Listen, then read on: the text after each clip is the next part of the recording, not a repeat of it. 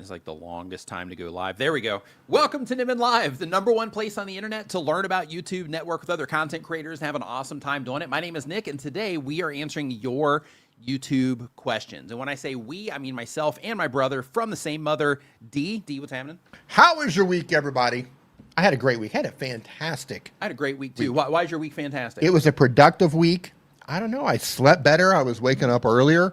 Got a lot done. I've been working on some creator mix music because then a lot of people have been like, hey, we need some Hold on, creator wait, pump the brakes. What?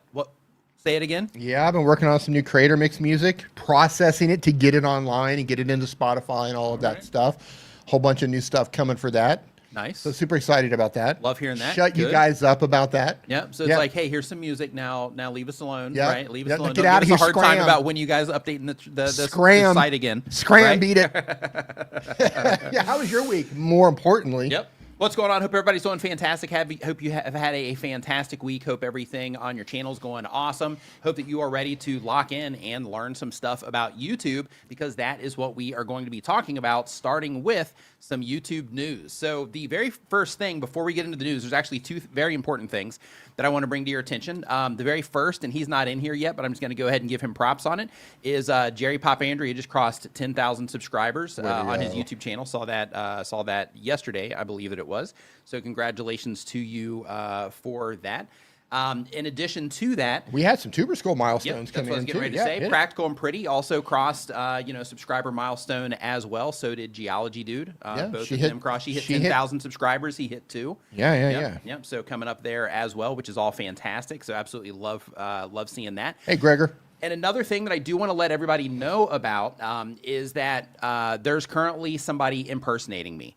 So right now, there's somebody that is going into my comment section, and they are looking at YouTube channels, and they're going and they're getting your email off of your About Me page, and they are sending you emails saying that it's me. So I just wanted to give you the heads up that unless you're on my email list, I won't be sending you emails. And if you get emails from my main email list, it will be from nick@nicknimin.com.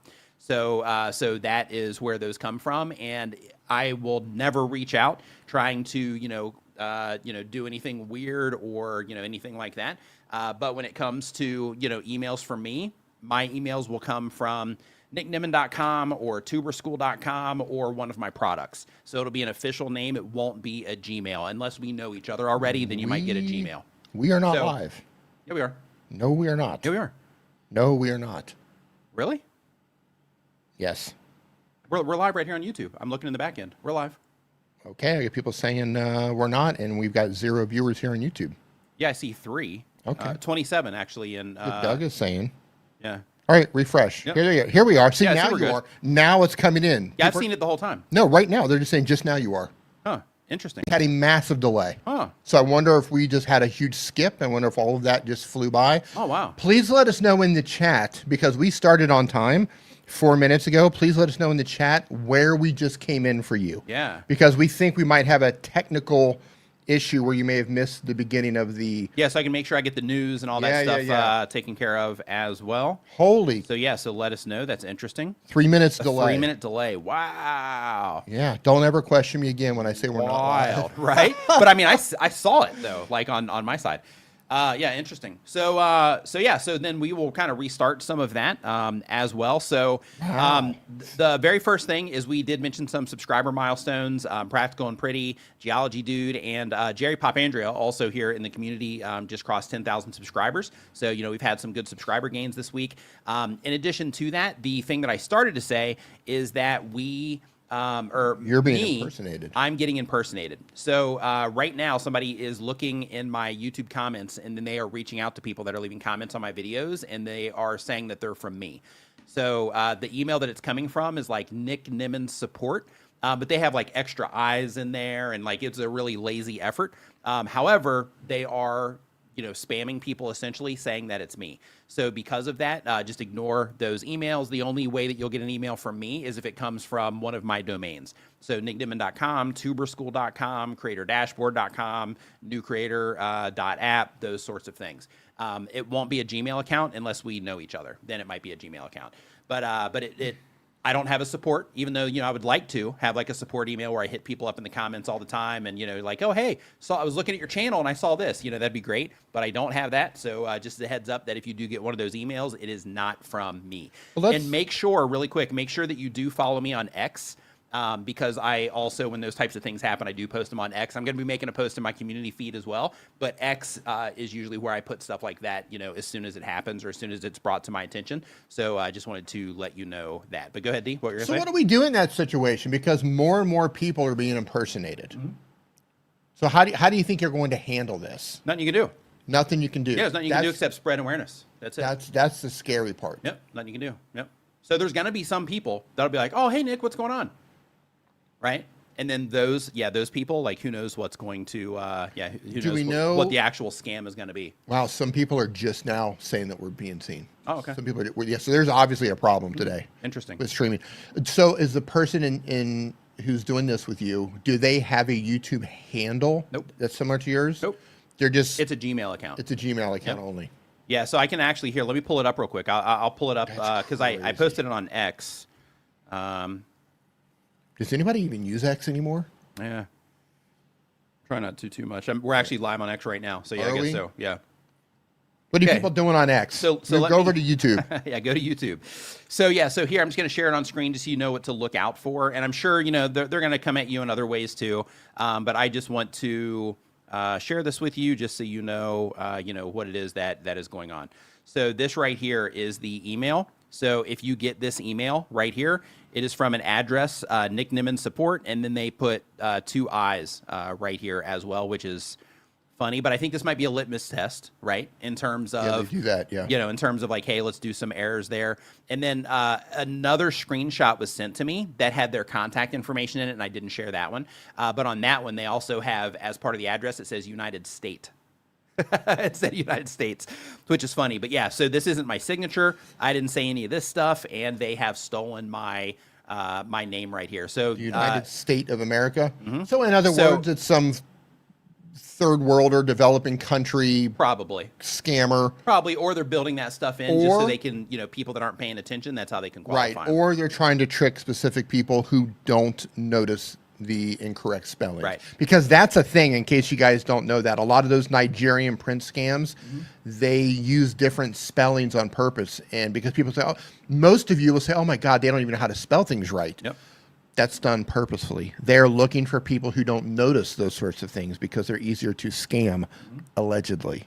So that could be the case here. Yeah, and here's basically how this process goes. Is they have hit reply and tell me where you're at with this new channel. I read these personally, and depending on what you share, I may bring in someone from my team who specializes in exactly that, so that you start this thing with a real plan instead of guessing. So what they're doing right here is they're basically scamming people so they can try to get you to hire them for something. You know what you need? Just be careful. We need to follow through with this and figure out. Be like, oh, hey, what's going on? Yeah, hey, thanks for reaching out, Nick. Yeah, whoever sent you that, you should have them reply to see what the scam is. Yeah, I'm just reporting them to Google, and see if they'll do anything, which they probably won't. Google's not going to do anything. Yeah, and because they care. Yeah, and right. Yeah, Larry said he got the same email from Daniel Batal also.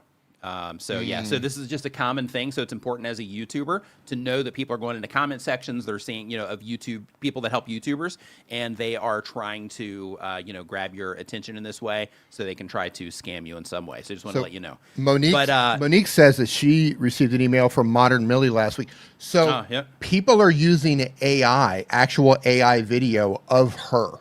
So you can go onto Fiverr and see people selling her image as a video to do like advertisements and make videos as her, as Vanessa Lau, as a handful of other creators. And Fiverr is just like, yeah, we have no problem with that. Yeah. Just, man, what a weird time to be alive. Yeah. Hey, Rob, what's going on, man? Hope you're doing awesome. Hey, Rob. So now that we have let you know about the scammer situation going on, now let's talk about YouTube news. That should be. YouTube creator news. YouTube should have news. We got like audio playing right now, but it's okay. Go ahead. Go. Is it over? Yep. Okay. Go. YouTube And I had like a News- whole flow going over into that, and then but yeah, go ahead. Did I just like Go. trample over the You audio? did, but it's okay. It's okay. Well, it was well Yeah, it's the deserved. beauty of live. Yeah. YouTube should. Well, the next time you'll listen to me when I say, "Hey, we're not live right now," Right. You won't push back. When like my job here is to make sure that everything's running. So, otherwise, what am I doing here? No, YouTube News should be. We are doing everything possible to cut down on people impersonating creators on a platform. That should be news. Yep. But it's not. So carry on. So before we get into the news, I do want to let you know that if this is your first time here, we have a form that is linked to the bottom of the chat. All you have to do to get questions answered on the stream or feedback on your channel or anything like that is put it into that form. And if you do that now, it'll definitely get answered on the stream today. So if that is something that you're interested in, you want any type of feedback or anything, then let me know. So when it comes to YouTube news, here's what we have right now. They've made a handful of updates this week, but here are the ones that are impactful for creators. So the first thing is they are officially expanding access to the new comment search tool to all creators globally on YouTube Studio Desktop. This feature modernizes, this has been out in some places already, but it says this feature modernizes comment moderation by integrating AI to help creators easily find, manage, and respond to comments based on their broader topic or semantic meaning rather than just exact keywords. So the idea here is if you're like, oh yeah, I want to find that comment where they mention this, then you can just get as close to that as you can, but it doesn't have to nail it. And their AI is going to try to do the heavy lifting and figure out, which comment it was that you were talking about that thing was in. But as a part of this update, they say the new search filter, creators will see a permanent search filter chip on their comments page in YouTube Studio Desktop.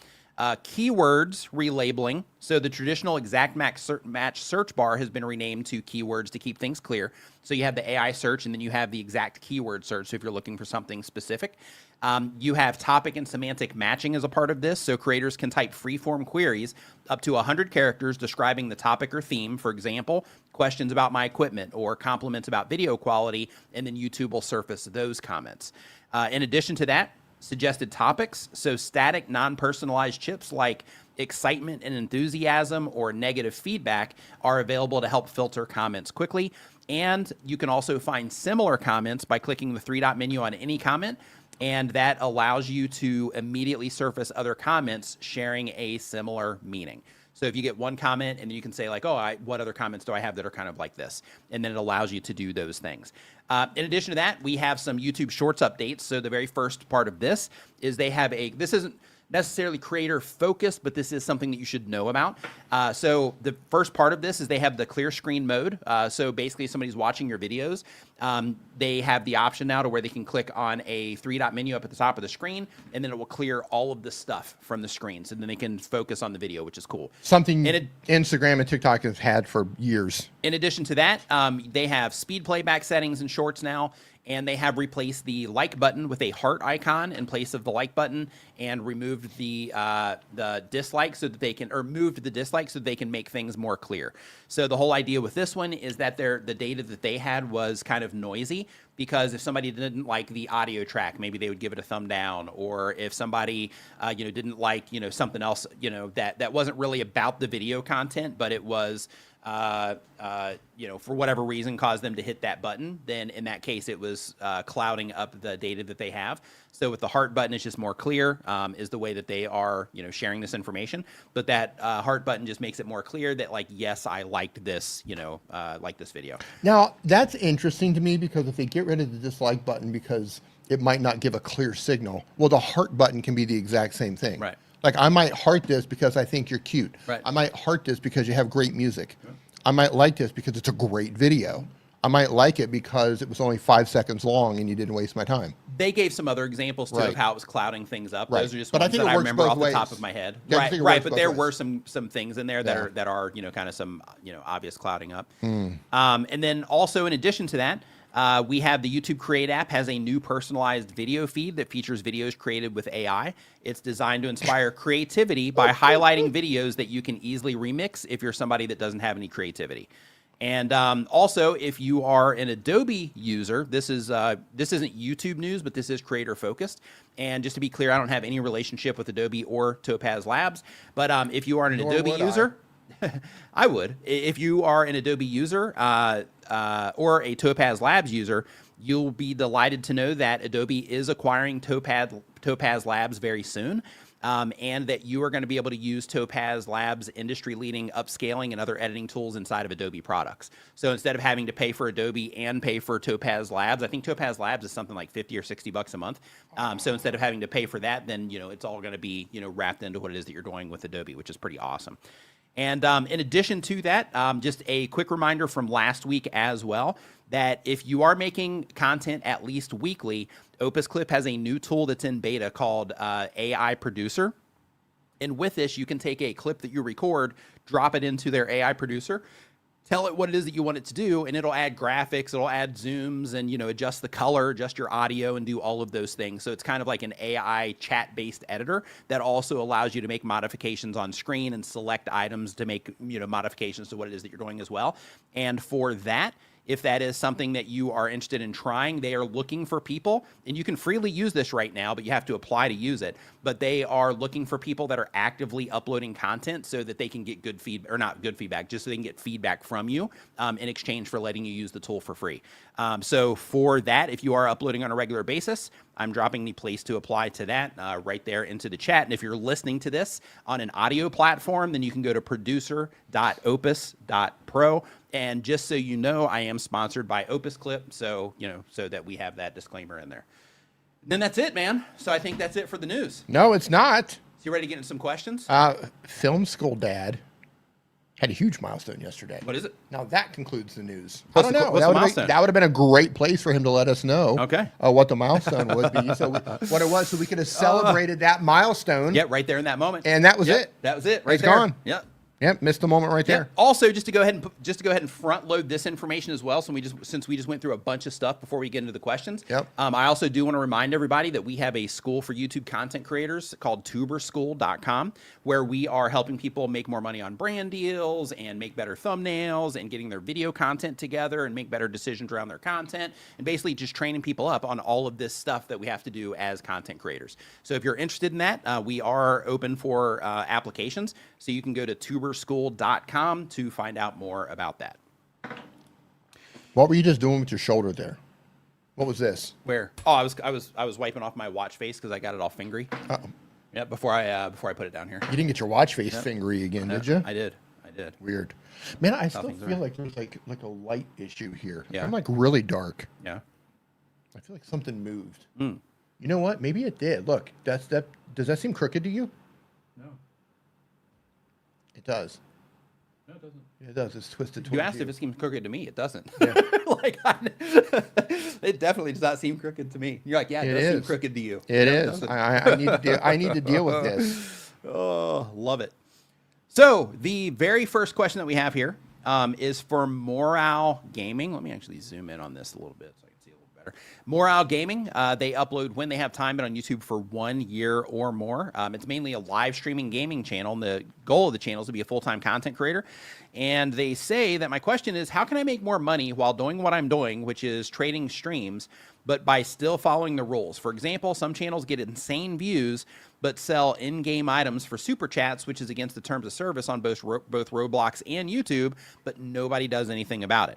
This is a fun thing about YouTube. Like, they will do something about it eventually. Like, that kind of stuff comes back to bite creators. Yeah. Like, just a heads up in terms of, before we get into before we answer the question.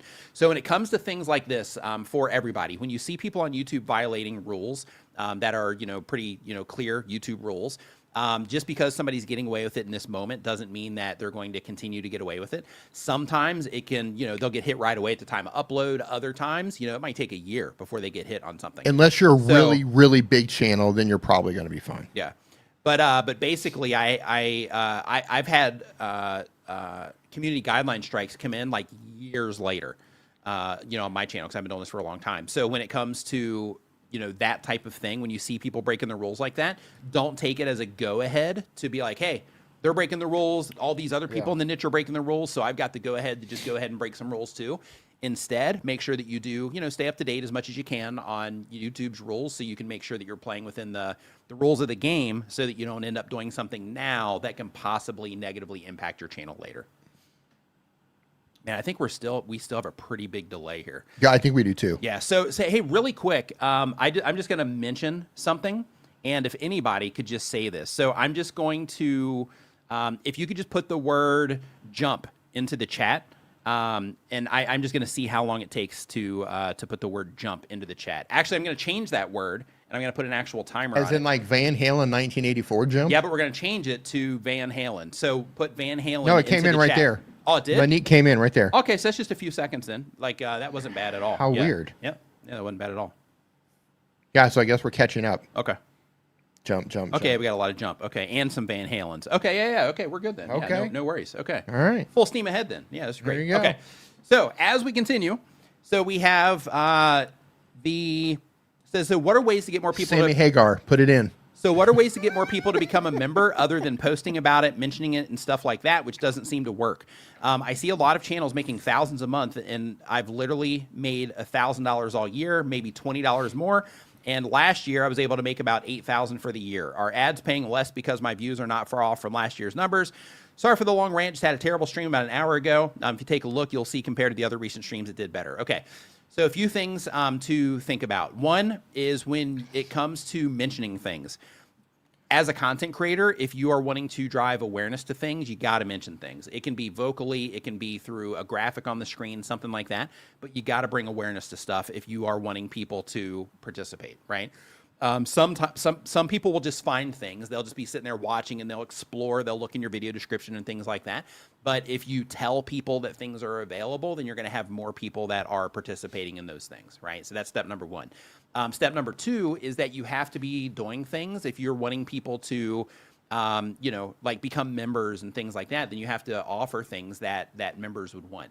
And they have to be getting enough out of the content that they're like, okay, yeah, I want to, participate in this, or I want more of it, or I want, whatever things it is that you're offering inside of your channel membership. So if I look at your channel, Hey Tish, how you doing? if I look at your channel, like I'm not sure in the actual content itself what it is that you're doing, but if people are not signing up for your memberships, then in that case, I would work on the community aspect side of your streams. I would work on, what it is that you're offering in your memberships, like those types of things. Because, at the end of the day, people, like some people will be a channel member just to, support your efforts.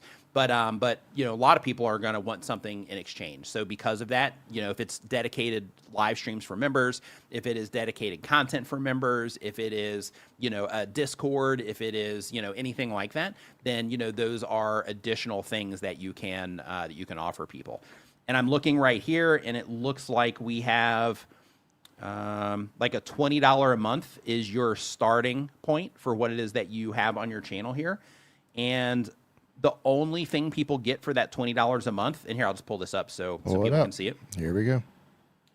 So the only thing that people are getting for that $20 a month, as long as I'm seeing this right, is recurring payment, cancel anytime, loyalty badges next to your name, custom emoji to use in comments in live chat, and members only streams, right? So with that, if people aren't signing up for this, then that means that it's possible that either one, you're not bringing enough attention to it, or you're not bringing attention to it in the right way. Basically, you're not trying to, you're not trying to encourage people in there and experimenting with, framing different ways to get people to respond. Or it could be that based on this particular price point, people just don't see the value in this particular price point and what it is that you're offering. I'm just going to look and see what's going on here. Yeah, so here you have live chats, members only live streams, exclusive, 2 times exclusive monthly. Okay, yeah, so you're doing some stuff here, so that's good. So one thing just to experiment with is to oh, it is Tybot. Yep, sorry. Yep, my bad. Yep, it's Tybot. Thank you. Way to go. Yep. So yeah, so you're actually not offering, it's not, much at all in that case. Yeah. So, so for that entry level, thanks for that, Doug. And Larry, yeah. So, yeah, I know, right? Yeah, I just defaulted. I didn't think it'd be showing me Tybot. But yeah, so, so for what this is, then, so right now, people still aren't, if you've been trying to push this for a while, nobody's responding, then in that case, I'd work more on the community aspect of what it is that you're doing and see if you can, build things out there. But you're getting, decent views on some of these streams and stuff. So, I'm surprised you're not having, at least some people convert over into that. So give it some time, experiment with different ways that you're inviting people to join, stuff like that, because language does matter. You might want to, read some, information on like sales and things like that, because the way that you say things, the way that you present things absolutely matters. So, just keep those sorts of things in mind when you are moving forward with it. Let's see here. It's $1 Canadian for the lowest. Okay. Yeah, my mistake on the currency conversion, because we're over here in Thailand. So next up on the list here, we've got Chad on the road. What's going on, Chad? Hope you're doing great, man. So Chad mentions here they upload 1 time per week or more, but on YouTube for 1 year or more. The type of channel is urban exploration and haunted locations. The goal of the channel is to be a full-time content creator, and they are going after urban explorers as their target viewers. And the question is, on a couple of videos when I upload, I got flagged for copyright. It says it's not a strike, but a copyright content found that that could interfere with monetization. I got the music from a so-called copyright-free music site. I've since stopped using the site, and I'm removing the music and replacing it. Have you heard of this from these so-called free sites? For your information, the site was Pixabay. Yes, I've heard of people having those types of issues with sites. So one of the things that we did is when we launched Creator Mix is I actually did a lot of this where he explored just how other people are, licensing stuff and things like that, and basically just taking feedback that we've been, from all the creators that we talked to over time, and a lot of services, they do have those types of issues. So because of that, anytime that you are using any type of music service, make sure that you are getting the license for the music that you're using, and then that way, when you have situations like this, then you can. You have at least something that you can present and say, hey, I got permission from here. This is like a thing from their website that gives me permission from this, and it's like a legal license to use it, right? So like, for example, with Creator Mix, and just for those of you that aren't familiar with Creator Mix, I'm not trying to push this on you. It's all free anyway. But basically, on Creator Mix, if you scroll down here, this is our music service. And if you scroll down here, you have the option down here where you can download the license. So if you look right down here at the very bottom of the screen, you see the option where you can download the license. So you want to make sure that you have that. And even if you're not using Creator Mix, whatever site it is that you're using, make sure that you do get that license, because when you have situations like this, it gives you that opportunity to where you have something, from them that gives you permission to use it. The problem with some sites, is that not some sites, but even some YouTube channels that offer, that sort of thing, is that they take submissions. So when you take submissions from other people, then you start adding in that layer of complication to where somebody could have sampled something that they didn't have the rights to sample. They could be using a loop they didn't have the right to use, things like that. And because of that, their mistake will trickle down to, whatever site it is that you got it from. But more importantly, it'll trickle down to you as the content creator using that. So because of that, when you are using services, just, figure out how they're sourcing music. Like, is it all stuff that they're putting out there, or is it stuff they're getting from other people and then they're making it available for others, that sort of thing? Because other things can happen as a part of this as well, where let's say that I had a song and I uploaded that song to one of those services, and I made it freely available for people. And there's no license or anything that gives them, the right to use it. And then I sell that song or the rights to that song to another company. It could be a record label. It could be like a paid music service, something like that. Well, in that case, because, I didn't have anything concrete over here, when I sell it to these people, then it might pop up in their system, and then they can run a claim on it. And then if you don't have any, or a strike, depending on the company and all that stuff. And then if you don't have the license to use it, to where you can prove that you have that license to use it, then in that case, you're gonna take the loss on that. So it's really important to make sure that you are handling those types of legal things when it comes to free music.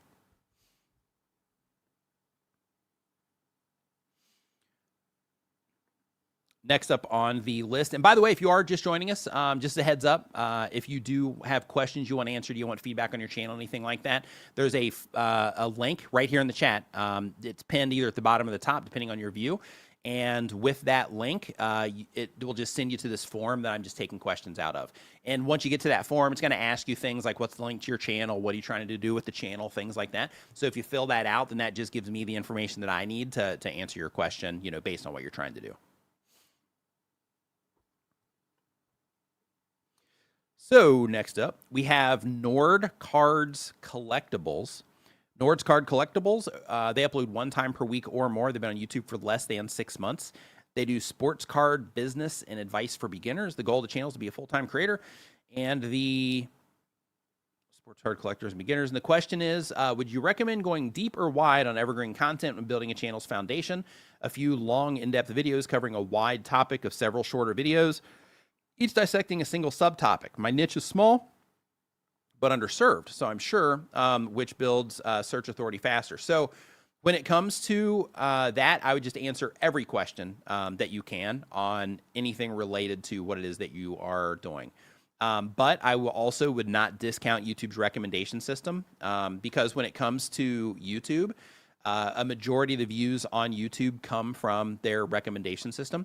So when you're making every video for search, if those videos are all hitting, you know, like top positions and, you know, you're within those top, like, you know, 3 results or so, then in that case, you know, they can really pay off long term. However, if you want, you know, faster results, those usually come from also tapping into YouTube's recommendation system by making videos about things that are more curiosity driven, things like that, where when you're making videos for search, then you're just going after, you know, keywords and you're, you know, writing titles around things people are looking for and stuff like that. But when you're going after the recommendation system or you're trying to get attention from the recommendation system, you know, the video topics might need to be a little bit different. You might need to present them, you know, in a little bit of a different way. And because I haven't done it in a while, you know, for anybody that's new here, I'll just give you a quick example of how that works. So the example I do for this one is like, let's say that I have this mouse and I'm trying to bring attention to this mouse because I am, you know, trying to bring attention to it as an affiliate, right? Then in that case, if I was going after search for this mouse and I was trying to make a video where I'm trying to get affiliate commissions from YouTube search for this mouse, then in that case, I might make a review video, right? And that review video would mention, you know, Logitech MX Master 3 mouse somewhere in the title, and it would probably just be an exact phrase match where it would say something like, you know, Logitech MX Master, you know, Master 3S review, and then something like, you know, watch this before you buy, or, you know, things I wish I knew before I bought it, you know, something like that. A little bit long on the title, but you get the idea. So when you're going after search, then you take approaches like that, and the content type, like in terms of the topic of the video and how, you know, what it is that you're actually doing in the video, that also matters. So another search-based video for that could be Logitech MX Master 3 versus another popular mouse that people might be looking for. And in order to figure out what they were looking for, you would just hop up into the YouTube search bar and see the different things people are, you know, comparing this mouse against. And then you would make videos about that as well. And then by doing that, you are putting yourself in front of people that are, you know, considering purchasing this mouse, and they're looking for reviews on it because of that, right? So you're putting yourself in a really good position there. Now that's search-based content.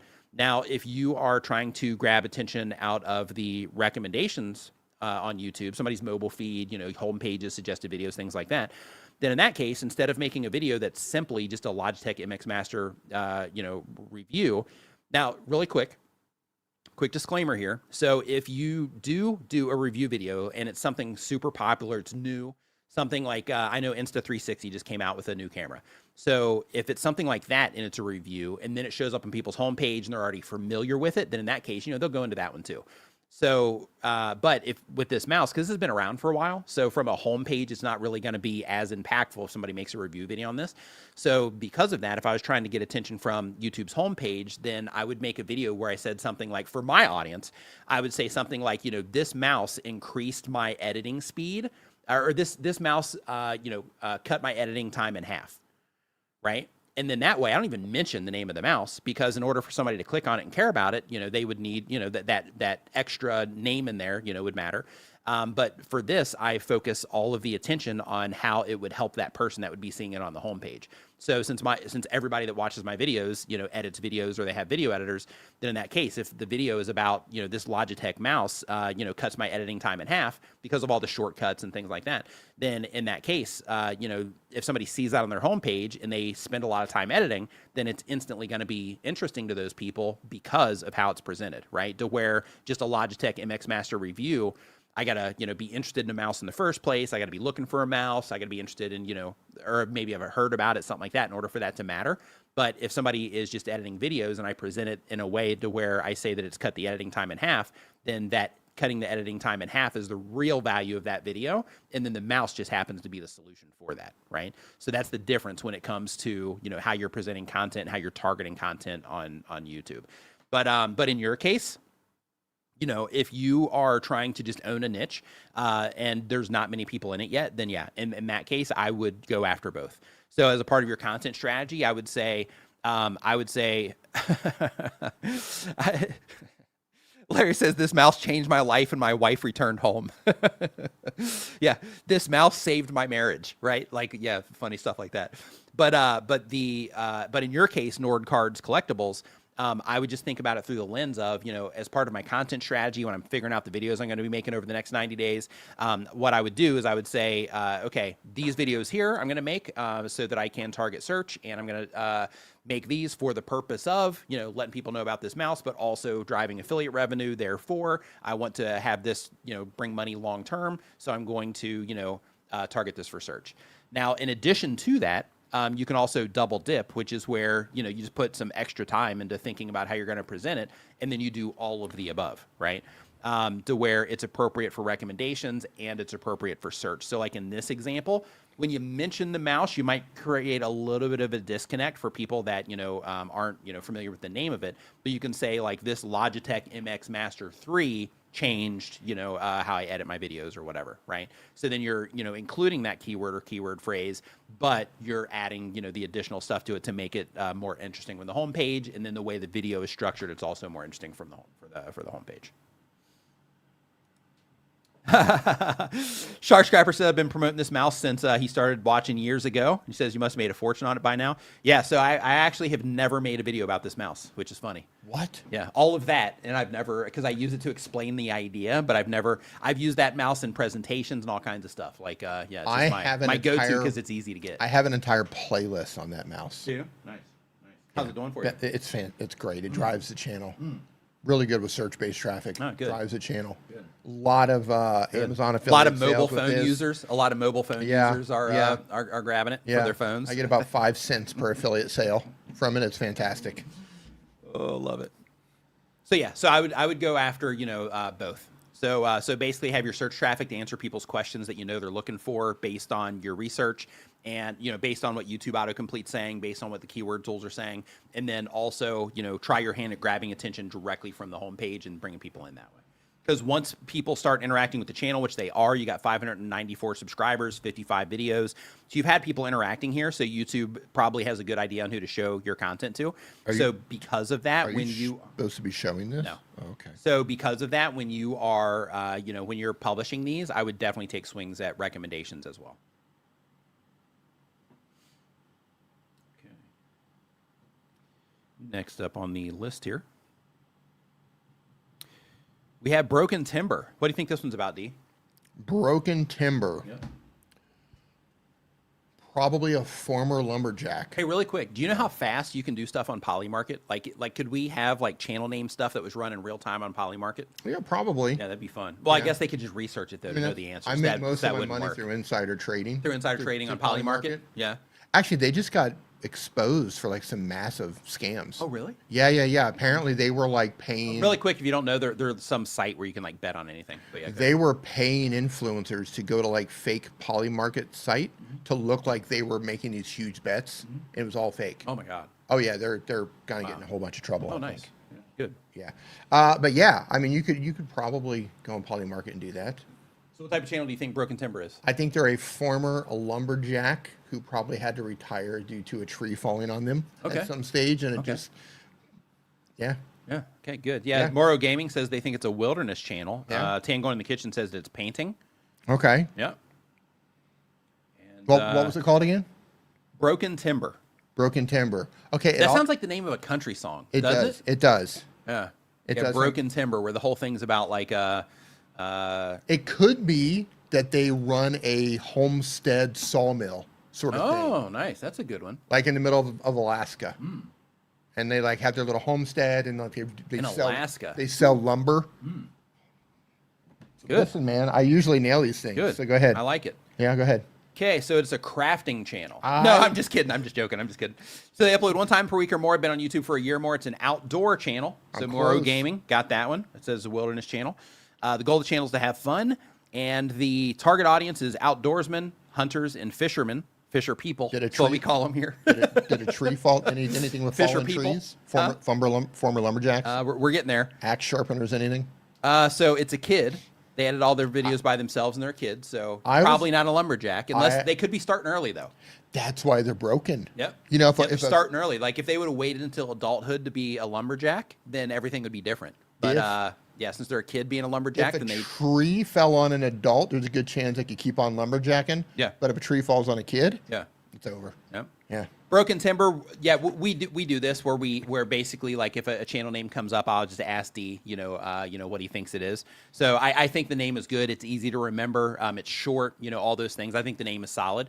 We just have this thing that we, that we. So tell me what it is. I need to know what it is. I'm trying to keep you at bay here, but it says Are they injured?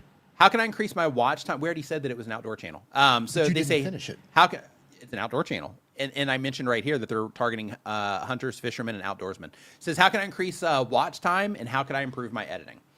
So let me go up here to your channel, to Broken Timber. That's what we're going to call that.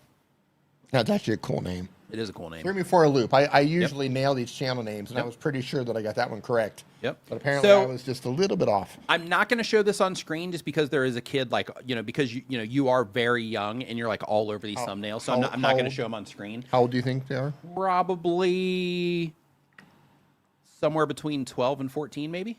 Male or female? Maybe younger. Not sure. Yeah, probably 12 and 14. Not sure. Male or female? It's a dude. Okay, so he's Yep. a young man. Let's Yep. not call him a kid. Let's call him a young man. Yep, young man. Young Yep, male. Young man. Yep. Yep. Just a younger person, so I'm not going to pull it up on Call screen. it young man. Yep. But in terms of watch time, so what we'll do is we're going to use your question as a way to just talk about watch time and talk about things that you can do to keep people watching for a longer period of time. So the very first thing is making sure that the packaging of your video in terms of your thumbnails and titles, making sure that those do represent the video content itself. Because as people are clicking on videos, they're clicking on videos because they have an expectation of what they think is going to be behind that click. So if you're promising one thing and then they get into the video and then there's no lead into that thing and it's not obvious that they're going to get what they, clicked into the video for, then people are going to start abandoning that video. So because of that, you have to make sure that there's, a good match between what it is that people are expecting to get when they click on a video compared to what it is that you're giving them when the video, when they go into the video. So that's number one. Number two is you want to make sure that you are removing anything that isn't important to the viewer. So on your channel, you're probably not doing this, but a lot of people will add intros. They'll add, verbal intros if they don't have it, as a graphical thing, to where, they add these things that they think that should be a part of a video, but it really wastes the viewer's time. And it's not really what the viewers are in there for. And it just adds a bunch of fluff at the beginning of the video, but it's not, like viewers don't care. So because of that, just make sure that you're not adding a bunch of extra fluff and things like that to the video. Give context and then move on into the content, right? And then in addition to that, as you are putting your videos together, make sure that when you're editing everything that you're thinking to yourself, okay, if somebody's watching this for this area right here, why would somebody be interested in this, right? For this part right here, why would somebody be interested in this? This thing that I'm showing here, would this matter to these people that I'm targeting with this video, right? And then you kind of rinse and repeat that as you're going through the video. In addition to that, in your case, you have this one here, the biggest fish of my life, trout and bass fishing. So, when you're putting the videos together, if you can also build some type of story into what it is that you're doing, and easy ways that you can do that to just create a little bit of attention and interest when it comes to the video is, in the beginning of the video, start it by mentioning like, hey, we're going out and fishing. So far the biggest fish that I've ever caught is this today. The whole goal of our fishing trip today is to catch the biggest fish that we've ever caught before. Other people have been catching really big fish out here, over the last few days. So we think we're going to be able to get it. So, so now let's get in here and see, if we can accomplish this or not. And then, then you start going through the video. And the whole idea with that is then you create that deeper reason for people to want to keep watching, because in addition to whatever it is that you're sharing in that video, they want to see like, oh, were they able to achieve that thing that they, started out to achieve in this video? And those types of things can also be helpful for, keeping people watching. So I would consider, those types of things. And as a part of that, you can also add stakes to it. Like, okay, and if we don't catch the biggest fish, my deal with my dad is, that's going to be the end of our fishing trips for the summer, or, whatever the thing is. But those types of things, help keep people watching, when it comes to this type of videos. I want to expand on this because while you were speaking, I was kind of skimming through some of those videos. Mm-hmm. And I want to give you a couple of pointers. One, do your best to reduce the camera shake when you're recording. Some of your shots are really good. You're good at framing. And it's really interesting. Like I did not expect somebody so young to make something so good. And you're obviously Larry mentioned that too.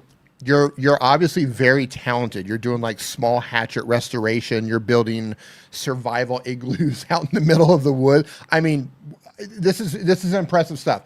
So I just want to let you know that YouTube is tough. It can take a really long time, but you already have a huge head start and you are incredibly talented. So I'm going to let you know, just keep going. Just keep going and try to make every video just like 1% better than the one before it. Mm-hmm. Try not to make your camera so shaky. Keep focusing and crafting your titles. Keep learning everything you can about YouTube, and just understand that this can take, sometimes it's quick, sometimes it can take a really long time. Yeah. And as a young person, also you're probably seeing tons of stuff online about like, yeah, I started 18 channels over this weekend, and they've all got 100,000 subscribers on them. Like, be patient. Yeah. But you have skills. Get it, though. You're an outdoorsman. You have skills. You know how to hunt. You know how to fish. You know how to do survival, which is incredible for someone at your age. Mm-hmm. So you have the skills. Now you just need to keep going. Just keep going. And, I don't know if you're a fan of Mr. Beast or not, but it took him, 10 years, I think, before he finally really started growing. So just keep in mind that this is going to take it for a lot of people. It can take a while. So just keep learning, man. You have plenty of time. Keep learning. I think you're doing a fantastic job, and you're really skilled. Yeah, amazing stuff. There we go. Yeah. Amazing stuff. Mm-hmm. Hey, really quick, Salon Guy, thanks for the super chat. Says, hey guys, I have a great topic to discuss. I had a great run of 3 to 4 videos recently with thousands of views, and then the next few videos tanked. YouTube said it's niche exhaustion, too many in a row. So do you mean that their AI said that it's exhaustion? Is that what you mean in terms of niche exhaustion? So one thing I do want to let everybody know about is you can get some interesting insights from YouTube's, Ask Studio. However, it is really wrong a lot. Mm-hmm. So because of that, just be really careful about just running with whatever it says. Like really, kind of run it through the ringer in terms of like, okay, if I go and look at my stats, can I, come to a similar type of conclusion, and like really dig in, because even basic things, it's getting very wrong. So be really careful when you're using that. It can be fun and insightful too, but it can be very, very wrong. So be really careful. Yeah. Says, yes, too many like that in the same row. My bids went from 30K to 300. Yeah. So it could be that. Hold on, let me see. I'm just going to pull up your channel here and see what you got going on. Yeah. It looks to me like you're floating more around. Here we got one at 16. Here, let's see what you've done over the last 90.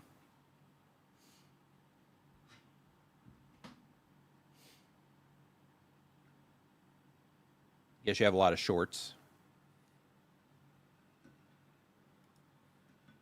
Yeah, I'll open you up in a new tab while this is going on. Yeah. From the last 30, said. Yeah, I'm just seeing like just kind of what's happened, on. Oh, there we go. Okay, so let's see, 107 total uploads, 67 videos over 90 days, 38 shorts, 2 streams. Yeah, you're publishing like crazy. Yeah, okay, so you had some videos pop here. You had a video pop here. Video pop here. In comparison to the others, right? These outliers here. One a while back, that was a short. This one's a video. So yeah, really, it looks like you had this one pop. And then you had the other ones that were more, you know, like they did better, but they were still, you know, kind of lower there. And then this one, you know, also popped well. So this one is how to get perfect blend layers, and this one is Genshin. Yeah, so I don't think that this would, I mean, it could be, but I wouldn't think that that would be niche exhaustion. That usually happens when you're like duplicating stuff, to where it's like, hey, I found something that works, so I'm just gonna ride it out for the next, you know, 50 videos. That's where that sort of thing, you know, happens a lot. But in your case, you know, like all of these are framed different. Master DIY haircut layers at home, DIY layers at home that actually look good. Oh, okay, yeah. So these are, you know, very similar. How to fix bad haircut layers at home. Oh, okay, yeah, I see. Yeah, these are pretty repetitive here. So that is kind of what you did. So yeah, that could be it in terms of you're giving them what they want, but by the time, like if somebody watched this video, then by the time they get to this video, you know, they probably have learned everything they need to learn about, you know, the layers if they are watching a lot of your videos. So yeah, so that's definitely possible in terms of that, you know, that fall, you know, that you have there. Now keep in mind, you know, you do have new viewers that this stuff will be presented to also, but you might be running into those situations to where the people that have already seen these, they're just not clicking on it because maybe they feel that, you know, they've already got what they've needed out of, you know, these videos right here. So yeah, so that could absolutely be it. So yeah, so the next thing would be to decide, like, okay, I am going to go ahead and do some extra layers. You know, maybe I just didn't do this one well. Because one thing that is, you know, noticeably different from this one and this one, well, no, because this one here, you have it here. So another thing that you might want to do is for these ones that aren't doing that great right now is try to do something similar in terms of the thumbnail. I make it different in terms of, you know, the thumbnail, but in terms of how you have it like zoomed in and just kind of focused that way. I would experiment with that because, you know, people definitely responded to it. How to get perfect blended layers. Another thing that I would look into is seeing where people are coming in from this. So for example, if people are coming into this from like recommendations, then in that case, it might be burnout. But if people are coming into this from shorts, then that wouldn't really apply. Or not shorts, but search, I'm sorry. Then in that case, that wouldn't really apply on the burnout side. But if it's all recommendation traffic, then in that case, yeah, you might be dealing with that. So then that brings you back to the point of like, okay, hey, let me focus this more on, you know, a little bit of variety when it comes to styling hair. And another thing too that I just want to mention, Soldier Boy haircut. Man, I love the boys. That is such a fun show. So one thing I want to bring to your attention is that when it comes to these videos, like you have haircut here, but it doesn't stand out because if you look at the color, it's toned in a way to where artistically it looks awesome, right? Like this it looks great. Whatever tool you use for this, it did an amazing job. Yeah. However, everything just kind of blends together. There's no real contrast going on except for like right up here between those two. So, and I guess here with the light and dark, but like when it comes to this, because the haircut doesn't stand out, it doesn't scream at you and grab your attention. A lot of people might think that these are, you know, just movie related things in terms of the people that you're trying to reach, right? People that are interested in cutting hair. So because of that, I would modify both of these to where they put more emphasis on the haircut, or they have something in here that illustrates just a little bit more clearly at a glance that these have something to do with haircuts. This one has more contrast, like it stands out, you know, better. But the thing that matters down here to the people you're trying to reach, the haircut breakdown, for this, it's just not. It just doesn't stand out. I have a take on this. Take it. People know who Brad Pitt is, so you don't need to say Brad Pitt. When you get this is something you can test. You can A/B test. But you don't have to say Brad Pitt when you put his image in there. You don't have to say Soldier Boy if people recognize his character from watching the TV show. They know who these people are if you're going to reference these people, right? I mean, if you've never watched any of Brad Pitt's movies, maybe you don't know. If you don't watch The Boys, you might not know this character. But if you're focusing on the haircut breakdown should be the most eye-catching thing in there secondary to the actual photo itself of the characters. By putting Brad Pitt really big or Soldier Boy really big, I'm going to agree with Nick there and say that it looks like something out of a movie. Yeah, it looks like a trailer thumbnail. Yeah, is what I think when I see they that. look awesome. Yeah, it looks great, but it looks great in the wrong direction. Right. Right. Yeah. And this is something you can try because you're obviously using AI to make these. Have Brad Pitt sitting in a salon chair? Yes. No, I knew that was coming. Yeah, I was thinking the you same did? thing. Really? Yeah, I was like, put him in a chair. Yeah, Yeah, put him in a chair. put him in a barber. Put him in an environment that makes it look like Brad Pitt's Put in the, right. yeah. If you're going to go over their breakdown, right, create the imagery so it looks less of a movie poster. still, and it looks like Brad Pitt or Soldier Boy sitting in a barber chair, in a barber, right, and focus more on the haircut element instead of the name of the character or the actor. Keep in mind, people are skimming, right? They're just they're scrolling. You have a split second to get their attention, and if people just see this at a glance, they might think, oh, it's something about a movie. I'm not interested in that right now. But if it is in front of your ideal viewer and they are interested in haircuts, that's the thing that you want to showcase. Oh my God, Brad Pitt's getting his hair. Brad Pitt at the barber. Interested in that. Never seen Brad Pitt at a barber before. Right. Wonder what this is. Yeah. Right. And Soldier Boy could be in a Vought, in a Vought barber. Yeah. Other things that I would do here, in your case, is I would also figure out how people are looking for this specifically. Oh, hold on. Or you could be cutting their hair. Here, scroll down. Look at those. Like you're you could have pictures of you cutting their hair. Yeah, man, you could A/B test all kinds of different ways to do that since you are using AI to do it. Yeah, that's good stuff. Yeah, another thing too is here you have the Brad Pitt Once Upon a Time in Hollywood haircut, right? So that works. It's informative. It tells you that it's about a haircut. However, when it comes to this, if you are trying to teach people how to do it, then I would also frame the actual title as well around it being some type of tutorial or how to cut your hair like Brad Pitt in Once a Time Hollywood, or let's see if people are looking for Brad Pitt Once Upon a Time in Hollywood. That was a fun movie. Haircut. You still haven't seen The Boys yet. No. Oh my goodness, so good. But yeah, like right here, right? So you already have this actually, right? 6 years ago you did this, and you got 75,000 views on it. Yeah. So you're already ranking, here. So maybe that's the reason that you went this way, because you're ranking for this one too. So that's fine. And it's okay to do this, but you're technically competing with yourself for these search results. So just as a heads up, when you have a bunch of stuff in search like this, it's okay because you own it, right? With the exception of this person. However, one of these is going to take a hit on click-through rate every time this loads. Yeah. So just be mindful of that as well. When you're going after the same search terms that you've already gone after, then you can kind of cannibalize yourself in that way. You're giving yourself extra chances, but one of them's got to lose, right? Yeah. So so just keep that in mind. And you could approach obviously Brad Pitt and various leading male actors have lots of movies. Just go through the different movies. Yeah. You just go down the list. Here's Brad Pitt in Fight Club. Here's Brad Pitt in whatever. Yep. Hair like Brad Pitt. Yeah, other things too is Keanu just Reeves. when you're framing it, right? Like this one, Hair from Fury, Professional Guide, Men's Undercut. Yeah. 18 million. Yep. And then we have down here. Oh, F1. Okay, you got one down here too. Good, Nailed good, it. good. This Yep, was 8 there you months go. ago. There Yep, you go. Fantastic. But even with this one, right? I would do. It doesn't scream barber. Doesn't to me. scream. Yeah, it doesn't scream that you're like helping them learn how to do that in any way. Yeah, I really think you're doing yourself a disjustice. Do you know what? Did they have Fight Club I want to look too? at this in incognito mode too. I think they because- also have Fight Club. Scroll down. Yeah. Hold on. I'm looking at Ooh. incognito mode because this might also going- be catered to me. We're going undercover. So gonna look let's at- see here. So yeah, you're showing up there. We're going to look at some stuff.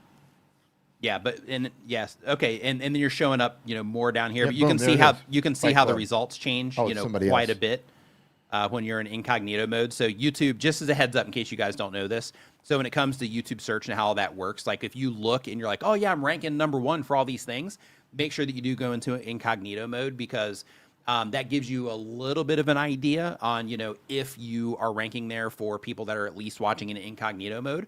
But the way their system works, like if I was watching this person here and I was watching them a lot, and then I was looking for this and they have a video and you have a video, it's possible and likely that their video will actually be above yours if I'm interacting with them a lot. So so those sorts of things are weird about search, but always check in incognito mode. Really quick here, look at this short. Make me look like Brad Pitt. 400,000 views, and they're sitting in like a barber chair.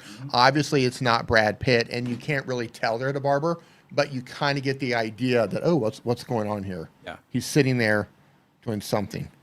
But yeah, like I would hop up here and I would go through, this, and I would go through every variation you can possibly think of as well when you're making these types of videos. If you're going to be celebrity hopping like that, basically go through and just look for, everything that people are looking for around how he cuts his hair, and just pick whichever ones you think that are best that you haven't, that you don't currently rank for, and then go after those outside of, also obviously trying to get the recommendation traffic too. And thanks for the follow-up super chat as well. Yeah, Appreciate thank that. you. Super chat. iFun Chris, thank you for your 44 months of support. Appreciate that, man. Thank you very man. much. Monique started watching The Boys for Carl Urban, stayed for Jensen Ackles. Man, you've got to watch The Boys. It is I will eventually. And it's so fun. It's just, if you haven't watched The Boys, it's imagine the life of superheroes if they were incredibly dysfunctional. That's basically The Boys. Dysfunctional, just wild superheroes. Yeah, it's really good. So next up on our list here, we have, let's take down that one. Go ahead and take this down too. Okay, so next up on our list here, we have Ops and Giggles. What do you think this one's about, D? What's it called? Ops and Giggles. Ops and Giggles? Ops and Giggles. It's either going to be a crafting channel, a gaming channel, or a... Pick one. What do you think it is? Or a comedian. If I had to pick one, I'd go with gaming. Okay, here we go. So they upload one time per week, they upload when they have time, but on YouTube for a year or more. It's an airsoft channel. I was really close to that one. Yeah. Yeah. Because I like to giggle when I'm getting shot by airsoft. That's Part of the thing. that's part of it. Yeah, like, man. That's part Yeah. of my kink, Yeah. Oh, yeah. Yeah. Shoot me.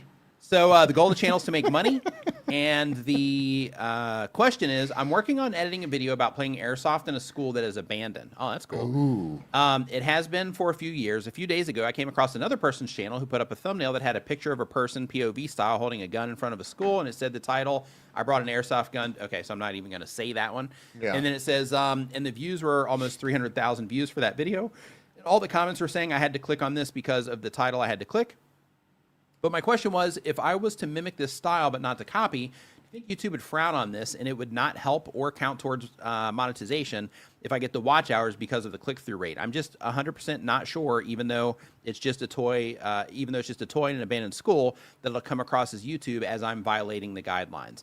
So what you're doing is airsoft, so I would put an airsoft logo in the thumbnail, so then you add that clarity there. And then from that, I would be a little bit careful with the title. I mean, YouTube didn't care about that video that got 300,000 views on it. But, they might later because they are sensitive about, some things. So YouTube doesn't care until they care. Until they care, right? Yeah. Yeah, so because of that, I would, I think the actual shot might look cool in terms of, duplicating or mimicking, how they set up the thumbnail. But in terms of how you're framing the title, that would be the part that I would, just make sure you're being a little bit more careful on. But one thing that's interesting when it comes to thumbnails and YouTube frowning upon, people pretty much like, repeating other people's thumbnails. Give me 1 second. I'm just going to show you something that's just mind blowing when it comes to thumbnails on YouTube. And this is one of those things that if you don't know, you don't know. While you're pulling that up, I think Jive Dancing was asking about, can you just put Brad Pitt's image in there? So here's the thing: if you are using something in a transformative way, what I would not do is unless you're doing like a movie review or something like that, I wouldn't just take a celebrity's image and just stick it in my thumbnail for the sake of putting it in there. But if you are discussing like a hairstyle or something like that, and you want to take something and put it into a thumbnail in a transformative manner, to where you're not just completely taking it just out of context, you're usually okay with that. I mean, because you're talking about a style, you're talking about his hair. What I would not do is create an AI Brad Pitt, because you mentioned, can you just put him in your video to dance with you? No, because then you're taking that intellectual property. I mean, technically, you might be able to get away with it. I know you might want to talk to a lawyer about that, but you just don't want to take him and just create an AI Brad Pitt for the sake of putting him in your video and dancing with you. There's a lot of gray area there. Yeah. But you need to be really careful how you use content like that. Neil, Urban Van Life in the house. What's up, dude? Hope you're doing awesome. Yep. Nice to see you here. Yep. So when it comes to like copying thumbnails and stuff, I'm not a huge fan of it, but you know, it is a part of the thing, and a lot of people do it. Just because, you know, when it comes to some things, you know, there are just better ways to express it, and then sometimes there's ways to express an idea that just makes sense. So because of that, people repeat it, things like that. But like if you look here, right, these two channels. And by the way, this tool that I'm using for this is called 1 of 10. I think I've got a link to them down in the description. They're the ones that I always mention where they have the thumbnail generator that you should check out. Are they just stealing that person's thumbnail? Yeah, but like this one. So $1 versus $100,000 pet snake, $1 versus $100,000 serpiente. Serpiente. Yep. And then here we Spanish. have the Evergreen channel, 3 million subs. And this one, you know what? Maybe this is their Spanish channel. Oh, I bet it is. I bet it is. Yeah, so yeah, then yeah, we'll yeah. just move down to here and do it this way. So look at this. 7 levels of a champion league club, 7 levels of lean addiction in hip hop, 7 levels of a boxer in UFC, the 7 levels of Darth Vader explained in detail. And if you look at the thumbnail style, like somebody was the original when it comes to this thumbnail style, but you can see like this is just, you know, like somebody's like, hey, you know, this is working for me. And I remember when this first started, people first started popping these out. Yeah. And you know, people look on YouTube and they see things that are working, and then they just repeat it, right? Because like, hey, if it worked in this niche, let me try it in mine.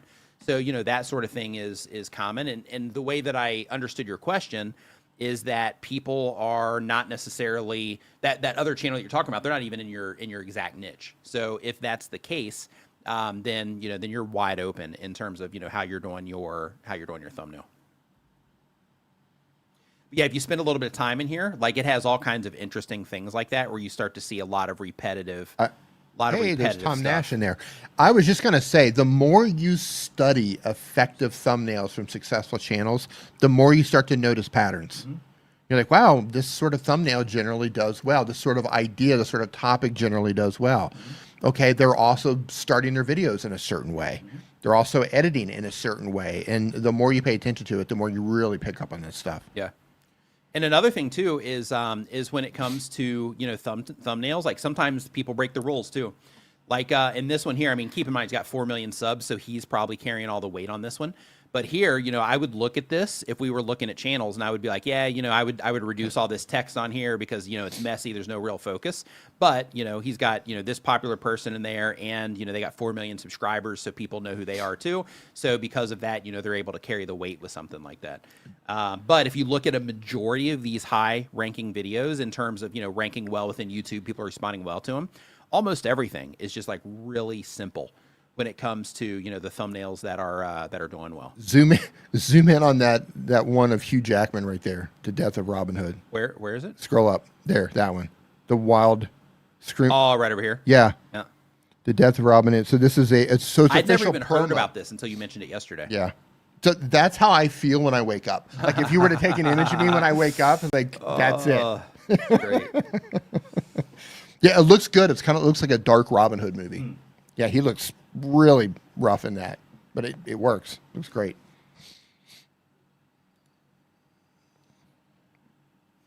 So next up on the list here, we have.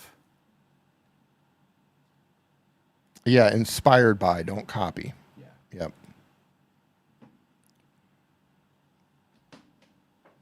Thanks for the shout out there, Shark Scrapper. Appreciate that, man. Yep, thank you.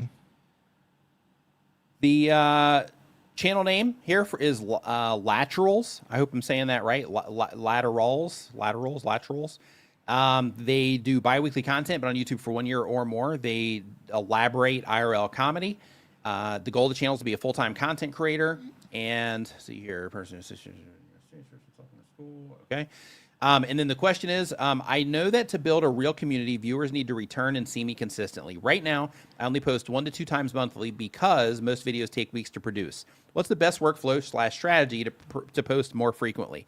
Should I create faster formats, bank videos, batch shoots? Also, any thoughts on thumbnails for orchestration style content? And should I be posting shorts to maintain presence between upload, or does that not matter? I want to create. I just need a better workflow and clarity for this.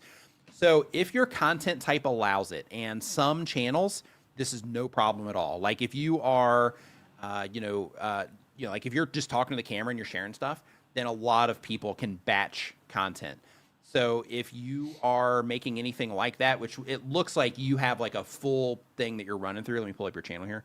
It looks like you have like a full process that you go through here, and you're creating these environments. You got friends involved, stuff like that. So because of that, like the general regular type of batch producing isn't going to be the move. However, let me make sure that this is the right channel too before I go down, because I've messed that up before. Okay, yeah, that is a link to your channel. Let me go here just so I can see the comparison channel to make sure those didn't get mixed up. Okay, yep, good. Okay, so bring it back up again. So yeah, so like with this type of content, another thing that you could do is that you could plan your shoots. So for example, like when you're doing this one, 76 minutes of, harmless pranks, then in that, well, I don't know if you put all of this together. Hold on, wait a minute. Okay, yeah, that is them there. Oh, wait a minute. Where are they? Which one are they? What are you looking for? Yeah, I'm trying to figure out, are they the consistent character in here? I see somebody in purple, but I'm not sure if it's... Yeah, okay, I think that is the same person. Okay, Yeah. okay, we're good. Okay, That's so... kind of cool how they're doing the purple vibe. Mm-hmm.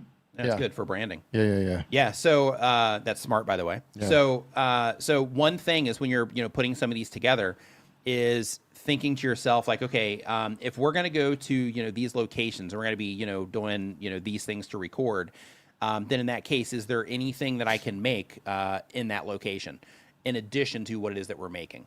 And with that, then you give yourself the opportunity to create the additional content there. So then you're basically simultaneously working on multiple videos at a time when it comes to recording.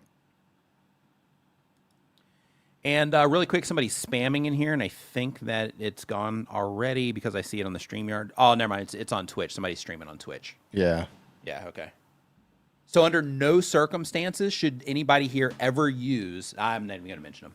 So never mind. Don't use that company that's spamming. Yeah, if you're on Twitch right now, which I don't think anybody is, but if you are watching this on Twitch, do not use that company under any circumstances that just spam the chat. But anyway, that didn't work out the way they thought it was going to. Yeah, it shows what a low quality service they are because they have to spam the chat in order to get people to over to their service because it sucks. Yep. So because of that, just be mindful of that and don't use that under any circumstances.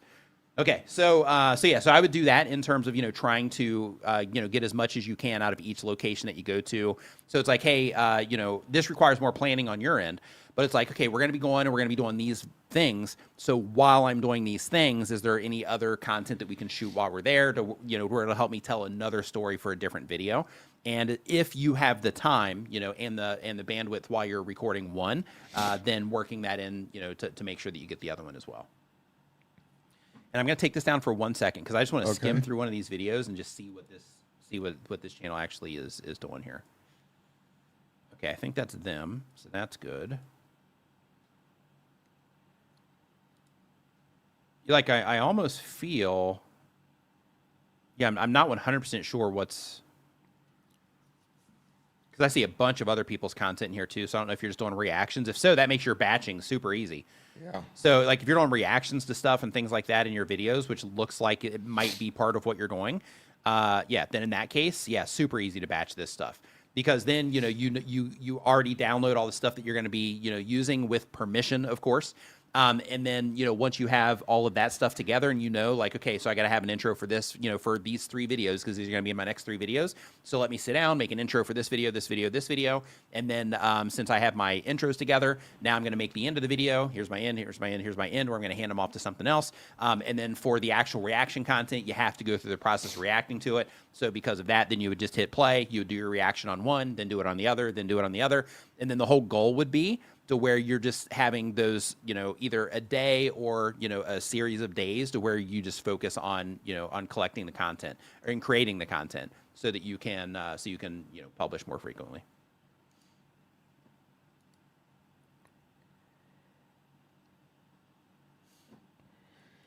Stitch in Yarn Circle says, I like the idea of avoiding buying things from the companies that spam. Yeah.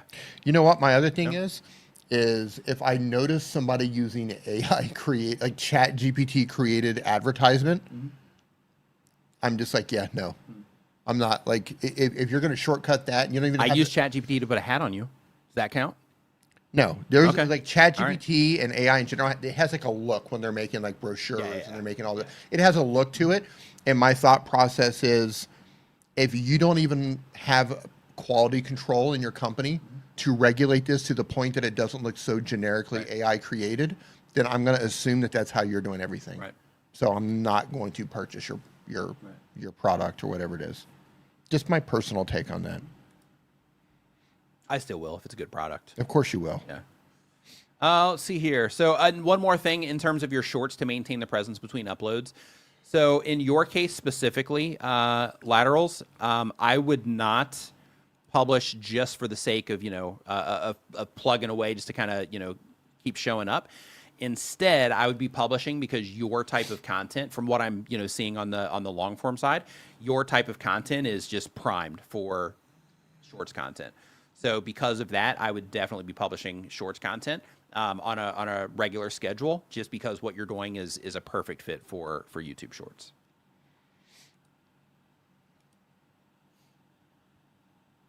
Next up. Okay, we did that one. By the way, if you are new here, a few things just to let you know is we have a form that is down in the description where you can get your questions answered. You can get your channel looked at, that kind of stuff. It's pinned at the bottom or top of the chat. If you're watching this on somewhere that is not YouTube, then you can go to nickniman.com/ask and it will send you right to that same place. And you just put in your information about the YouTube channel. You don't have to put in your email, anything like that. It's all free. But basically, you put the information about your channel, let me know what you're trying to do, that kind of stuff, and then we will get it pulled up here in the stream today, or we'll answer the question, whichever the thing is. Also, want to remind everybody that if you are a content creator that's looking for help with what it is that you're doing, we do have a school for content creators called Tuber School, where you can get help with, we're helping people with brand deals. We're helping people navigate brand deals. We're helping people, get their quality, content quality up. We're helping people, build content strategies and figure out all this stuff when it comes to being a content creator. So because of that, make sure that you do check that out as well. If that's something you're interested in, you can find out more about that at tuberschool.com. So next up on the list here, we've got, and now your mama knows. See, I told you, D. I told you she knew. Yep. So what do you think this channel does? She's known for a very long time. I think she has. You can't get one past your mom. Can't do it. Can't do it. Yep. Your mama knows. Yep. They're going to be a reaction channel. That's my guess. Yep. A reaction channel, or someone who is a professional at sneaking out at nighttime while their parents are asleep, thinking that their parents don't know, but they come back in and their mom is always waiting for them in the dark. It's going to be one of the two. Interesting. Yeah. Okay. Kind of like those. Yep. Okay. I just want to see something here really quick. Okay. So the type of channel is, well, first they upload one time per week or more. They've been on YouTube for 1 year or more. They have variety content. So that's what it is. I was close. Yeah, variety content. The question is, do you think that I should change the name of my channel? Do you think it's confusing? Once I changed it to Anthony Epic Entertainment, so it was more focused on me as the main focus of the channel, as I do various things. And now your mama knows is like my thing I say in every video. So and now your mama knows, it sounds like it's a catchphrase. It's fine as a channel name, but it is something that isn't really, I mean, it can be a channel name. It's fine, like it'll work as a channel name. If you are going to use that, I'd make sure that nobody else is using that as a channel name. I'd also make sure that the domain name is available, that kind of stuff, if you are going to try to build your brand around it. I think that, Anthony's entertainment, something like that is a little bit more clear of what you might offer. But there is some cleverness, I guess, with now your mama knows. It's just a lot of words. So because of that, not super easy to remember, but kind of is, I guess. Yeah. What do you think of that name, D? I mean, it doesn't really tell me anything, right? But I mean, it's kind of catchy in the same way. I mean, I actually thought it was going to be like a reaction channel, but yeah.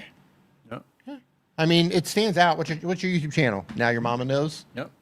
My next question is, what does she know? Oh, yeah. My next question is, what does my mama know? Yeah. And what are your videos about? So, if you were to tell me that, like, what's your channel name? What's your mama know? Next question is, what are your videos about? You better be able to tell me what your videos are about within like 5 seconds flat. Yeah. Otherwise, confusion starts to set in. But yeah, at a glance, I'm okay. Yeah. But you can hear our hesitation. Yeah. So keep that in mind too, right? Yeah. Like it's fine. It's fine. It's catchy in its own way. I don't have a problem with it. But it should be clear when I do land on your channel that I don't have to spend a lot of time trying to figure it out. Right. It should be very clear. What your mama knows and then what your content's about. Thanks for the super chat, Joe. Super appreciate it. It says chiming in from VidCon. Listen to Nick, guys. He's the GOAT. Thanks, Joe. Appreciate it. Appreciate the endorsement and the super chat. Thanks, man. Appreciate that. To all the people at VidCon. See you soon at Vid Summit. See you soon for that. That we said hello. And I want you to go find Andrew Can, who is also at VidCon. He's at VidCon. Roberto's at VidCon right now. And grab his ear and come up to him and say, D. Nimmon says hello. Yep. That's what to Andrew Can. Yep. Grab his little ear. Say, come here, Andrew. Come here. And then grab it. D. Nimmon says hello. You're going to say it like in a really chill voice, and then you need to walk away. No context. And then go away. Yeah. Yeah. Yeah, we used to go to VidCon. Like I went there like a few years in a row. It was fun. Had a good time. It was good for like collaborating, making videos, a little bit of networking, stuff like that. Yeah, I always had a good time there. I didn't like learn a ton there outside it was a good hangout. Yeah, it was a good hangout. Yeah, it wasn't like I didn't learn a ton, but it was great for connecting with people and all that stuff, which is cool. I lived on. Oh yeah, Daryl's there too. Yeah, he if said he was talking to Daryl if I lived on that side of the world, I'd be there. I'd be at everything. I would be at all. Oh the yeah, events. if I was in America, there wouldn't be any. Yeah, it would be like my only problem would be I would be at some of the ones that overlap to where you have to decide which one to go to. I would be at Yeah, so I'd be at many all of them. events that they would question even letting me in. Right. So you go to the door, security, and they'd be like, "Wait a minute." And Wait they'd a pull minute. up the Is it pictures, him? And they'd be like, Is it him? I think that is him. Yeah. We don't want that guy in here. No, I would go to all of them Yeah. if I were over there. But because we're literally on the other side of the world, Yeah. it's brutal. Yeah, it's a heck of a thing. Yeah, it's just And it's even worse if you just go over there and you stay for like 3 days and then you come back without acclimating before you get Yeah. there and stuff. Yeah, it's brutal. absolutely brutal. Yeah, I mean we're just complaining really, but No, yeah. it's tough. For some people, it might not be that bad. I know some people travel like all over the place all the time and they manage. So I think we're probably just complaining. The older I get, the more travel like that bothers me. To where you go there and it takes you 2 weeks to get used to being on that side of the world because you're completely flipping your schedule, your circadian rhythm, everything. You're flipping it upside down. Yeah. It takes me about 2 weeks to get normal, and then coming back, it takes another 2 or 3 weeks to get back to normal, and then you just feel jet lagged all the time. Yeah, it's just a state of like whatever that is. Right. Yeah. You just state of that. State of this. Exactly. Yeah. Yeah, Monique says that that's the downside of living in Europe. Not easy to find conferences. Yeah. Yeah. Yeah, and he says, it's decent. Vid Summit's way better, though. Yeah, I mean, VidCon is good. Like VidCon is definitely solid. Yeah, if I was there, I'd be at VidCon, too. Neil says, try living in a van with 4 dogs. Yeah, we can't go to any of them anymore. Yeah, you can drive your van, right? Take a big, long trip to, to wherever with the dogs. Living in a van with 4 dogs. Neil, that's a choice, my friend. Yeah. I mean, it also sounds kind of nice. Yeah, right, if I'm honest. Yeah. Sounds nice. Like you've cracked the code, really. Yeah. Like it was a choice that you made to live in a van, to travel, to be mobile, and to have your 4 dogs with you, which is probably 3 dogs too much. But I disagree. you have 4 dogs, so if it was like 4 cats, totally different. It's way too many cats. No, the Way cats too many cats. The cats are just gonna lounge around to do cat stuff. And then That's why you don't want cats in there. And the dogs are probably going to be little yippy barkies. Here's the difference. Yip, yip, yip, yip, The yip, cats yip, will be in there plotting against you. Yeah. where the dogs will just be like happy to hang out with you, right? That's the difference. Yeah. Like you'll go out and you're like, man, how'd the door get locked? Now we got to call like a locksmith and stuff to get in here. It's the cats. Yeah, it's the cats. They're in there like, all right, well, you were a little bit late on the food today, so enjoy calling a locksmith to get back in the car. Versus, why is there dog poo all over the inside of the van? Right. That's true. Yeah. I guess kitty litter is kind of a similar thing. Yeah, but cats are pretty well trained on that. I'm going to go with the cats. You can train dogs on that too. Popcorn's trained on that. He's pretty good. Put 4 popcorns in the van. Let me know how that works out for you. Yeah, that would actually be heaven. Yeah, Popcorn's such a good boy. Popcorn's my dog, in case you don't know, by the way. Okay, so back on track. We've been derailed. So we have, okay, we did Now Your Mama Knows, so we'll move on to the next one here. Waiting for it to load. Thanks, Did Neil. we lose internet? Oh, no, there we go. Neil says, 4 dogs or 1D, dogs all day. Now listen, I don't blame you. So American English with Brent is the next channel here. They upload 1 time per week or more, been on YouTube for 1 year or more. The goal of the channel is to teach others. The question is, YouTube recently launched courses. Do you know if there are any plans for YouTube to add courses for members? They are now only allowed to be listed as public, private, or unlisted. I like how you can add files from your Google Drive to each video of a course. I don't know of anything in the works to make them members only. They may do something like that, but I'm not aware of anything that's happening like that. But there is something that is that they are kind of experimenting with right now, and I've looked in a bunch of channels, and I've only seen this in a few of them, is shows, which is pretty cool. So basically, it's going to be like a whole other thing that you can add to your YouTube channel where you get like new art for it. And the whole thing with shows is that you can create kind of like how YouTube podcasts work. Is you create, the artwork for it, and then like that's always the thing. And then when it comes to the show, they expect you to have the same format, have everything it is that you're doing in the show. It should feel like a show, right? So yes, that's going to be a very interesting thing to see what people do with that, to where you get that extra love for using that feature, and not necessarily extra love, but you get that extra placement, so to speak, for people that are interested in watching shows. So I think that's going to be a really cool thing. We shall see. You also get like episodes, and you also can do seasons, that kind of stuff, which is pretty cool. More episodic content. Yep. They used to do that a long time ago, but they have removed it, and then now they're bringing it back, bringing shows back. Yeah, so Shark Scrapper says show. Do you mean like a format, like a late night talk show? I mean, you could do a late night talk show. Yeah. In your case, you could do like the Shark Scrapper show, and then in the Shark Scrapper show, you have the same format, right? So you start the videos the same, every time in terms of how you enter the thing. You transition into whatever little segue that you have between the beginning of the show and then the actual content, and then you have very specific things that you do in the video, and then it's always that repeatable format, so that you're essentially making, and we'll just call it a TV show, but you are making that TV show on YouTube, and you're presenting it as a show. You give it its own name, all of that stuff. Simple Physical Therapy. What's going on? Welcome to the stream. Everybody's doing awesome. Hope you are doing awesome as well. Charlie Morris, what's going on? Hey, Charlie. Jive Dancing, what's up? Hope you're doing great. Got a super chat here. Did you see that? So let's see here. And Now Your Mama Knows. Thanks for the super chat.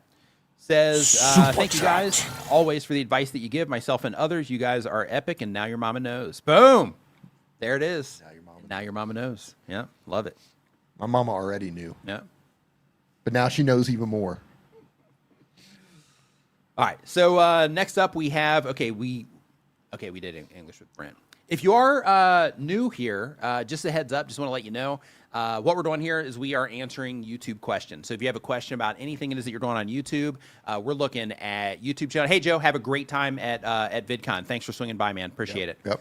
But we are looking at YouTube channels. We're giving feedback on people's channels. We're answering YouTube questions. So if you have a question about anything that you're doing, it's 100% free. That you can click on the link that's in the bottom or top of the chat right now, and you can go to that form. Let us know a little bit about your channel, what you're trying to do, that kind of stuff, and then we'll get your channel looked at or answer your question here on the stream today. So Beanie Draws is the next question here. Beanie, what's going on? Build and Fix with Mooney, what's up? They upload when they have time. Beanie uploads when he has time. Been on YouTube for 1 year or more. It's a drawing channel. Goal of the channel is to connect with others who like what he likes. And the question is, haven't uploaded in 4 years, trying to work out what works best for the future of my channel. Cool. So I uploaded my first video in 4 years, and it's actually a happy birthday video for Kathy Hearts. Happy birthday, Kathy. Happy birthday. Happy birthday. Happy birthday. And they say that they want to be doing more videos of this nature, themes related to artists, not abandoning the dinosaur niche. So I'm wondering if dinosaurs has kind of locked me into the niche. You haven't published in 4 years. You don't have anything to worry about in terms of... You can do whatever you want. Yeah, you can do whatever you want. Like, I mean... I would still target artists. Like, I wouldn't be putting birthday songs on there. But like if you are, showing people how to do things related to art and you don't want it to be about dinosaurs, that's perfectly fine. Because you're the core audience that you are, the core audience here. Hold on real quick.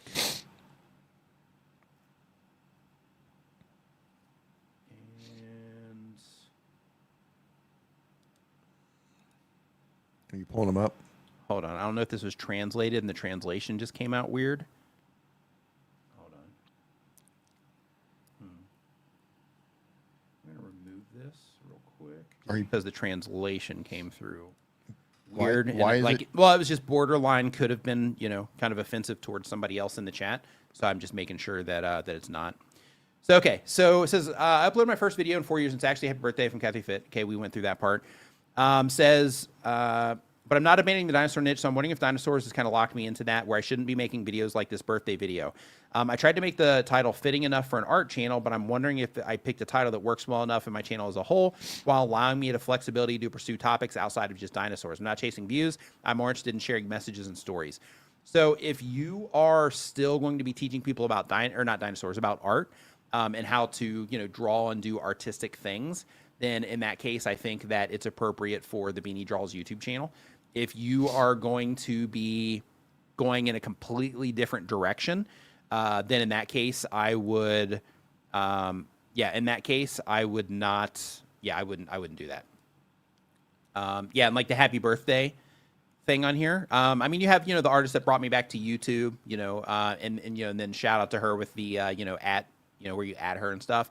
Like, I think that's fine, just for the video, but I wouldn't make a habit of doing that kind of stuff. Like, the way that you want to think about the videos that you're publishing to the channel, if you're trying to grow the channel. If you're just like, hey, I'm just uploading this because I'm not really doing anything with the channel, so it was a place that I could put it, that's fine.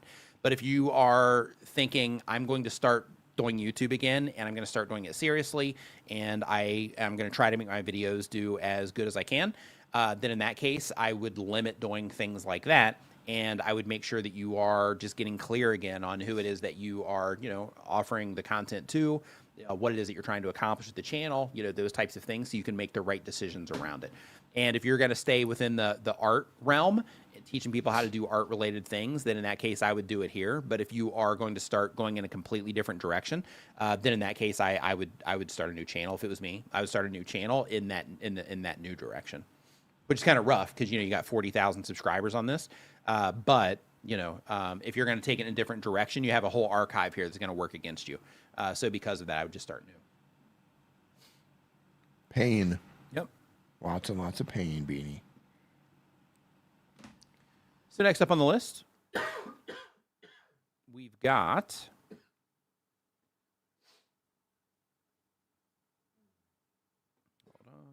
up here too so people know. Okay, so next up we have Film School Dad. Film School Dad uploads when they have time, been on YouTube for 1 year or more. They do film analysis content. Goal of the channel is connect with others who like what they like. The audience for this channel is big movie fans and cinephiles, and the question is, just wanted to make sure that everybody knows how invaluable your channel and weekly advice is. Thank you, appreciate that. Says, by merely being a fan and listening to these live streams, I've been able to hit a huge milestone. Yesterday, my channel hit 1 million views. For anyone brand new here listening to the stream, you're in the right place. Thanks again, guys. You rock. Keep up the great work. Thank you for the kind words. Really appreciate that. Thank you. Thank you. And nice work on 1 million views, right? Yeah. Nice work. It's a lot of work. Love that.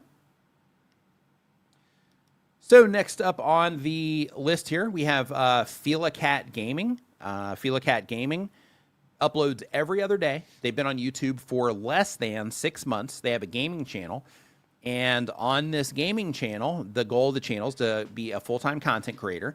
And they do, the target audience for this is MMORPG players. And the question is, I feel like I'm not growing as fast as I used to. Is this normal, or what should I do to grow faster? So I'm gonna break that into two questions. The very first is that it is normal for a YouTube channel to have ebbs and flows. So it's normal for channels to go up and down, you know, in periods of time. You know, audiences change, interest changes. You know, you get competitors that you got to compete against, new people that are, you know, good at what they're doing. So because of that, they're going to take, you know, some of the views from you and things like that. And then you have to, you know, figure out how to, you know, keep moving forward and all that stuff, and how to, you know, make the videos better so they can compete better and, you know, all that stuff. So because of that, you know, YouTube definitely has ups and downs. So long term, as a content creator, just expect that to happen, right? Even on the largest channels on YouTube and the most successful channels on YouTube, and I'm just going to show this to you real quick because it's important for everybody to have this context, is even on the most successful channel on YouTube, you can see here that when it comes to, I mean, even though it's mostly up, but when it comes here, you know, monthly gain views for, you know, Mr. Beast, you can see here just from June 2023 how, you know, they're up and then they're down, then they're up, then they're down, then they're way up, then they're, you know, down quite a bit, up, down. They trend up, but overall there's a lot of, you know, ups and downs, you know, through this. Sometimes there's big downs, but overall, you know, they you know, they just keep doing better and better and better, right? Same thing with like subscriber counts here. You can see these huge spikes in subscriber counts, and they, you know, the subscriber counts completely fall off comparatively. I mean, it's still, in this case, 5 million subscribers, but I'm just using this to demonstrate that, you know, when it comes to all of this stuff, you know, on the internet, you know, there's definitely massive swings that can happen. Sometimes, you know, it'll just be temporary. Sometimes it's something that you have to work your way through. But, you know, these things are normal when it comes to YouTube. So, you know, just prepare for them as a content creator. And when you do have those down times, don't look at it like it's a tragic thing. Just look at it like, okay, things are down right now. I need to, you know, I need to find my way through this. So maybe that means that I need to do another view of what's happening in my niche. Maybe it means that I need to, you know, start like really digging into, like in this case, because it looks like you're doing like games here.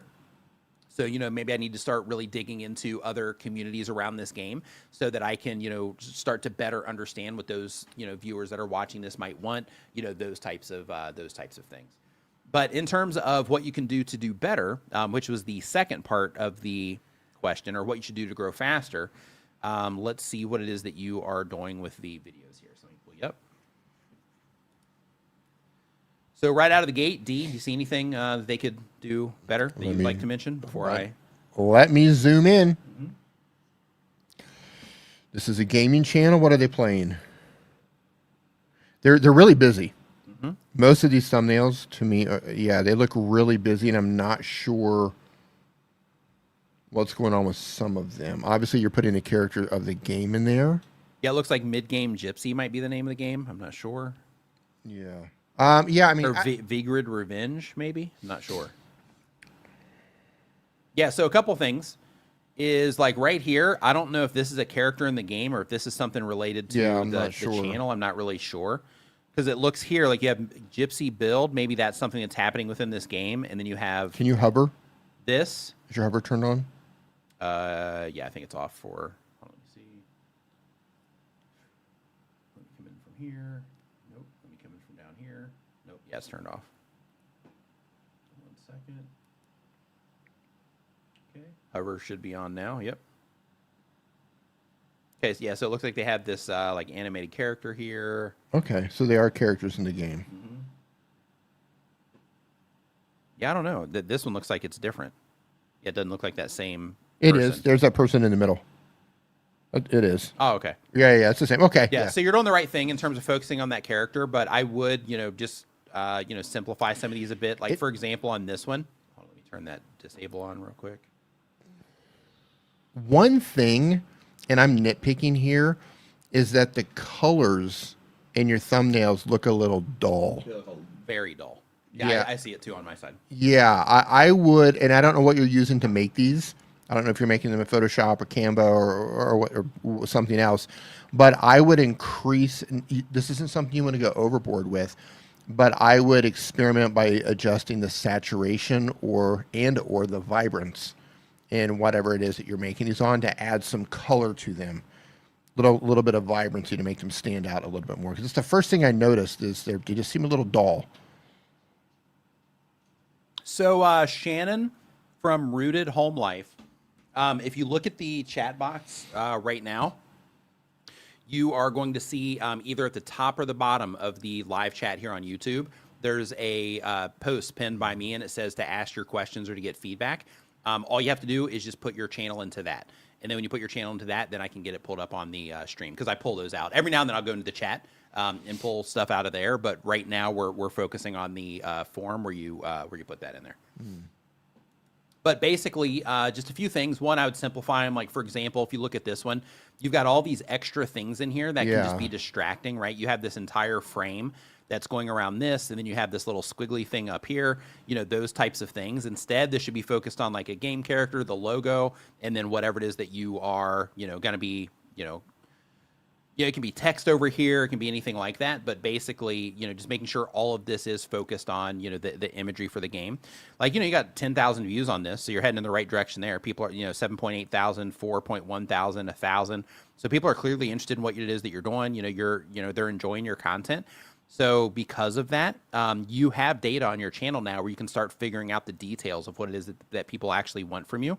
So what you want to do right now with where you're at with this is you want to go into your YouTube analytics, and you want to start grouping content together based on what it is that you're offering. So for example, here you have, 10 beginner tips, and this video didn't land. At least it hasn't yet, right? It might in the future, but this didn't land. If you have other videos that are beginner tips, then in that case, you would start grouping those together in one group.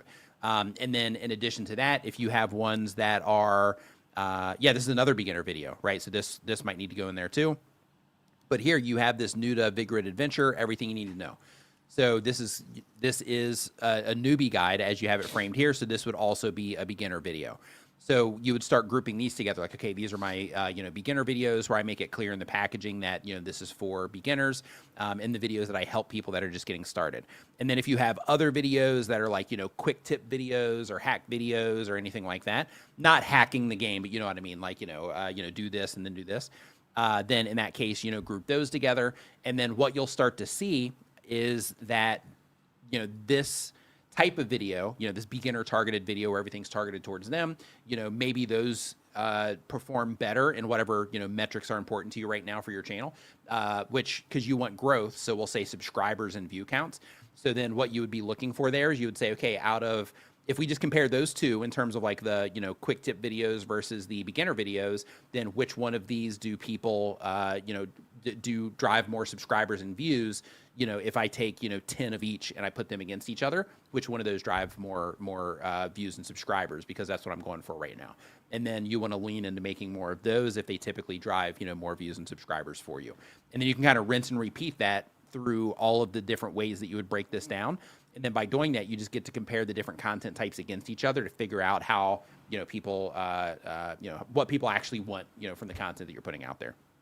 You can also take that up a notch by also doing it to where you're also in there looking, where you group them together, and you're also looking at like which ones people watch for longer periods of time and those types of things as well. But you can get a lot of really interesting information when you start grouping content, comparing it against each other on what your viewers actually want. And then that can help you inform you when it comes to your content strategy when you're putting this stuff together.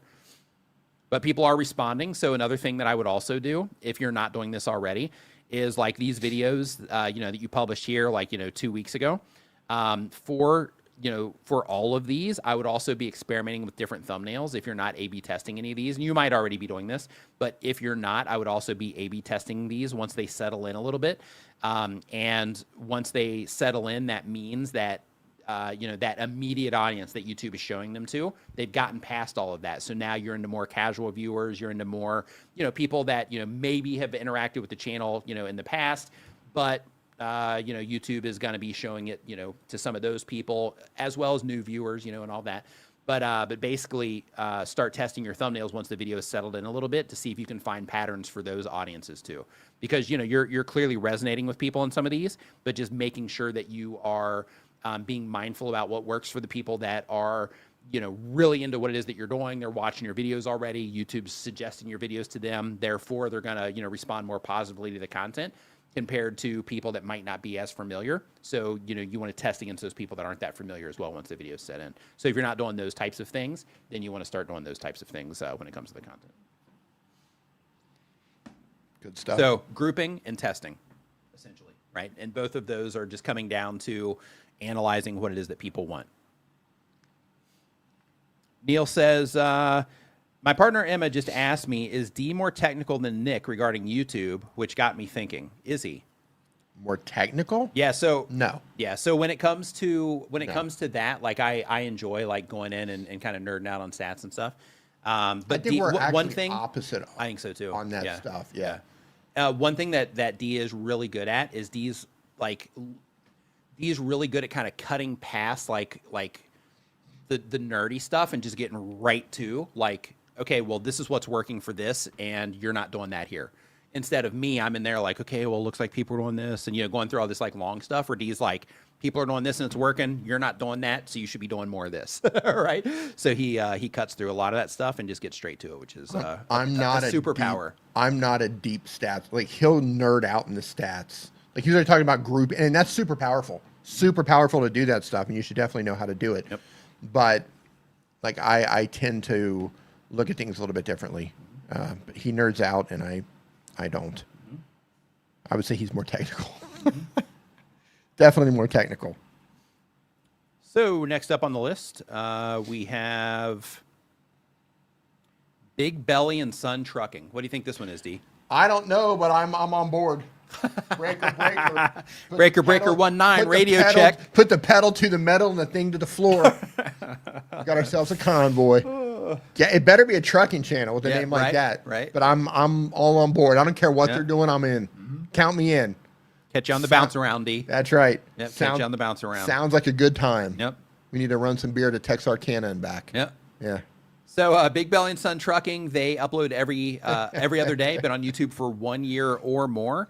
The type of channel is a father and son truck, OTR truck driving / family content. So it is a truck driving channel. All right. Goal of the channel is to connect with others who like what they like. And the question is, as an outsider looking at our channel, which never having seen it before, how do you think we are doing? Let's have a look. Let's take a look. We need to take a look at the. I know you're trying to find a trucking reference there. No. See what you got, D. See what you're made of right now. Yeah, we got Smokey in the air. Going to look down, have a look at the truck. Yeah, it didn't really land. I'm not. Yeah, I don't know. Oh, love it. All right, so let's take a look at what it is that you're doing. So first off, holy cow! What? Where's the trucks? Oh, right here. Here's one. No, the thumbnails. We're getting there. We're getting there. So, So where's the Big Belly? So you have almost 10,000 videos on the channel. Wow. So you're pumping out content like crazy. Long form content, not so much. So you guys are making a lot of YouTube shorts. So you're putting in a lot of effort for the return, but you're getting a return. Which is good. Yep. You have some of these videos here, like it looks like 1.5 thousand views here. Hold on, let me see how recently you've published. Here, I'm going to guess you're doing this a lot. And can we also see what's working on the channel? Yeah. Hold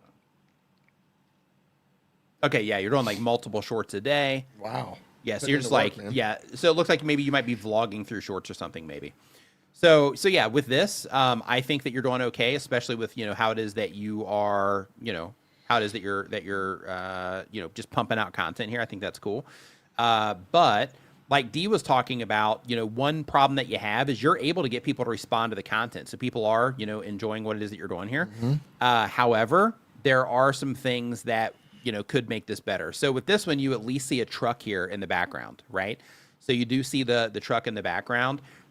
This one, it's not, as obvious that it is about anything that has to do with trucks, right?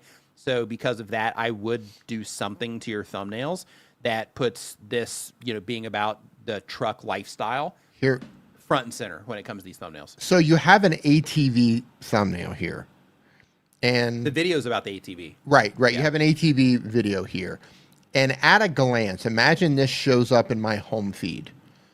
If this showed up, I know immediately, within a split second, that this video is about you learning how to ride an ATV. First lesson, here's you on an ATV. I don't even need to read the title. I know exactly what it is within a split second. These other thumbnails, I have no idea what's going on. I have to stop. I have to figure it out. Is that a truck in the background? I can't really tell. Are they inside a truck? I don't know. When it's in my home feed and YouTube's suggesting this to me, I'm not going to spend time to try to figure it out. I don't have to spend time with the ATV video because I can immediately identify that it's an ATV and it's your first lesson. Okay, boom, I know exactly what it is. These other videos, at least what he's showing so far, I haven't looked at all of your videos here, they don't capture that, right? You don't have that imagery to where I go, boom, trucks, trucking channel, father and son trucking. I don't get that right away. Yep. And I should. Yeah. And there's probably, so YouTube lets you select the thumbnail. So even if you're using screen grabs like it looks like you're currently doing, YouTube lets you select, what it is that you use there. They give you some options. So one thing that I would do is, along what Dee was talking about, is I would make sure that, if these are truck related, let's look around here. That you do make it clear, that it is, something that has to do with trucks.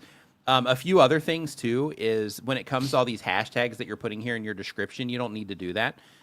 So you can put these in your video description, which you also have them in your video description. So you don't need to make them an actual part of your title, just so you know. So, with this, what you can do is you can have it, I just found AJ's new bunk, and then you can have, just like you have in your description right now, you can have these hashtags here, and you don't need to put them as a part of the actual title to where they're being viewed from the outside like they are here. So just be mindful about that. But, the fact that you have, some videos with people, with over 1,000 views on them. So, you guys, responding. you guys get people to respond to your content, which is excellent. So the next thing you have to start thinking about, if you're trying to, get the most out of the channel, the next thing you got to start thinking about is like, okay, with the things that we're covering historically, how we're framing these titles and stuff, like what have people responded to? And is there more of that we can give them? Because when people respond to content, then, that's a green light to be like, okay, can we make more of, something like that will give them another experience like that they can enjoy.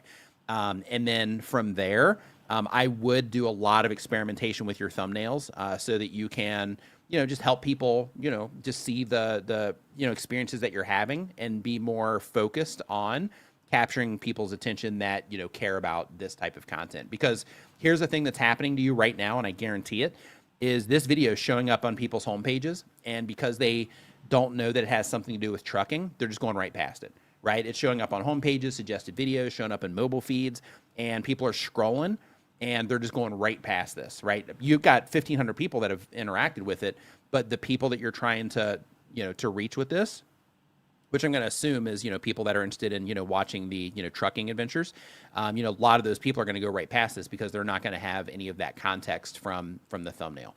And keep in mind, the thumbnails are the biggest things on YouTube. So because of that, you want to make sure that you are thinking about, okay, if this shows up on somebody's homepage, is this going to, the thumbnail, does it help illustrate what it is that we're actually offering here, in this content? What are other trucking channels doing? Well, the thing with this is that it's not 100% a trucking channel, right? Like here we've got Chef Belly, What's in the Pan, right? Yeah, the cooking So too. this is another place where things are getting Shopping. where things are getting broken. And it looks like you are on thumbnails down here, which is cool. So yeah, another thing that you got to think about is when it comes to what it is that you're offering on the channel, the general rule of thumb when it comes to YouTube, if you're trying to grow the channel, if you're just uploading videos so that you guys can, document your all the experiences that you're having and things like that, then what I'm getting ready to say doesn't matter. But if you are thinking to yourself like, hey, we got a lot of people, we got 14,000 subscribers, like people are responding to some of our videos, like how can we ramp this up? What you want to think about is you want to start thinking about, okay, when it comes to YouTube, people gravitate towards channels that focus on making content that they enjoy. So because of that, if you are publishing content that is like following your lifestyle, that is going to be a different type of viewer that's going to be clicking on that content than the viewer that is clicking on your video to learn how to cook a, what is this, stir fry? Yeah, just the cooking content, right? So those are going to be two totally different types of viewers. And then the same exact thing here on the, cooking with, Big Belly, those types of things. So I would just get super clear on who it is that you're making content for, so you can make sure every video that goes on the channel is a good fit for those people, right? And then in addition to that, because the name of the channel is Big Belly, another thing that you want to make sure that you're thinking about when it comes to this as well is here this whole thing is framed around Trucker's Trout cooking with Big Belly, right? So you know who Big Belly is, right? The channel's named Big Belly. But when it comes to this title, in order for this to matter to people, like this has to have some meaning to them. Fortunately, because you have the chef hat and you have the food here, like it looks like it's something food related. You got a truck here in the background. So, you might make some connections that way. But when it comes to the title itself, you're losing a little bit here with the cooking with Big Belly. But the Trucker's Trout part is winning, I think. But the, cooking with Big Belly adds, kind of some confusion here of what it is that you're offering. And then again, with the hashtags in the title, where we're doing that, and you've also got, where it's like cutting your thumbnails off or your text off and things like that. So yes, I would dial those things in for your channel because currently, people are responding to some of your content, so you have a real opportunity here. But you just have to dial things in so that you can make it to where most of the videos you publish get 1,000 plus, 2,000 plus, whatever your limit is to be satisfied with the views that you get, to where you get that on a more regular basis. Because when you're on variety content, the problem with that is it makes it to where the people that are interacting with the channel are having an inconsistent experience. Like if you were to walk into Kentucky Fried Chicken, they're like, sorry, we don't have chicken, we have pizza. And you walk in, you're like, but wait a minute, I came in here because I wanted some Kentucky Fried Chicken. And they're like, well, yeah, that's cool. I understand that. But, we wanted to give you pizza today. You're going to be like, well, but I came in here for chicken. I mean, I'd be like, sweet, give me some pizza. But, the idea, though, is if you walk into Kentucky Fried Chicken because you're craving chicken and that's all you want, then in that case, if they offer you pizza and they don't even have any chicken, then in that case, you're not going to be too happy with that experience. So when it comes to YouTube, it's the same exact thing where you want to try to think, okay, for the people that, are interacting with this content and the ones that are responding, then, how can we make it to where, all of our videos are a great fit for those people?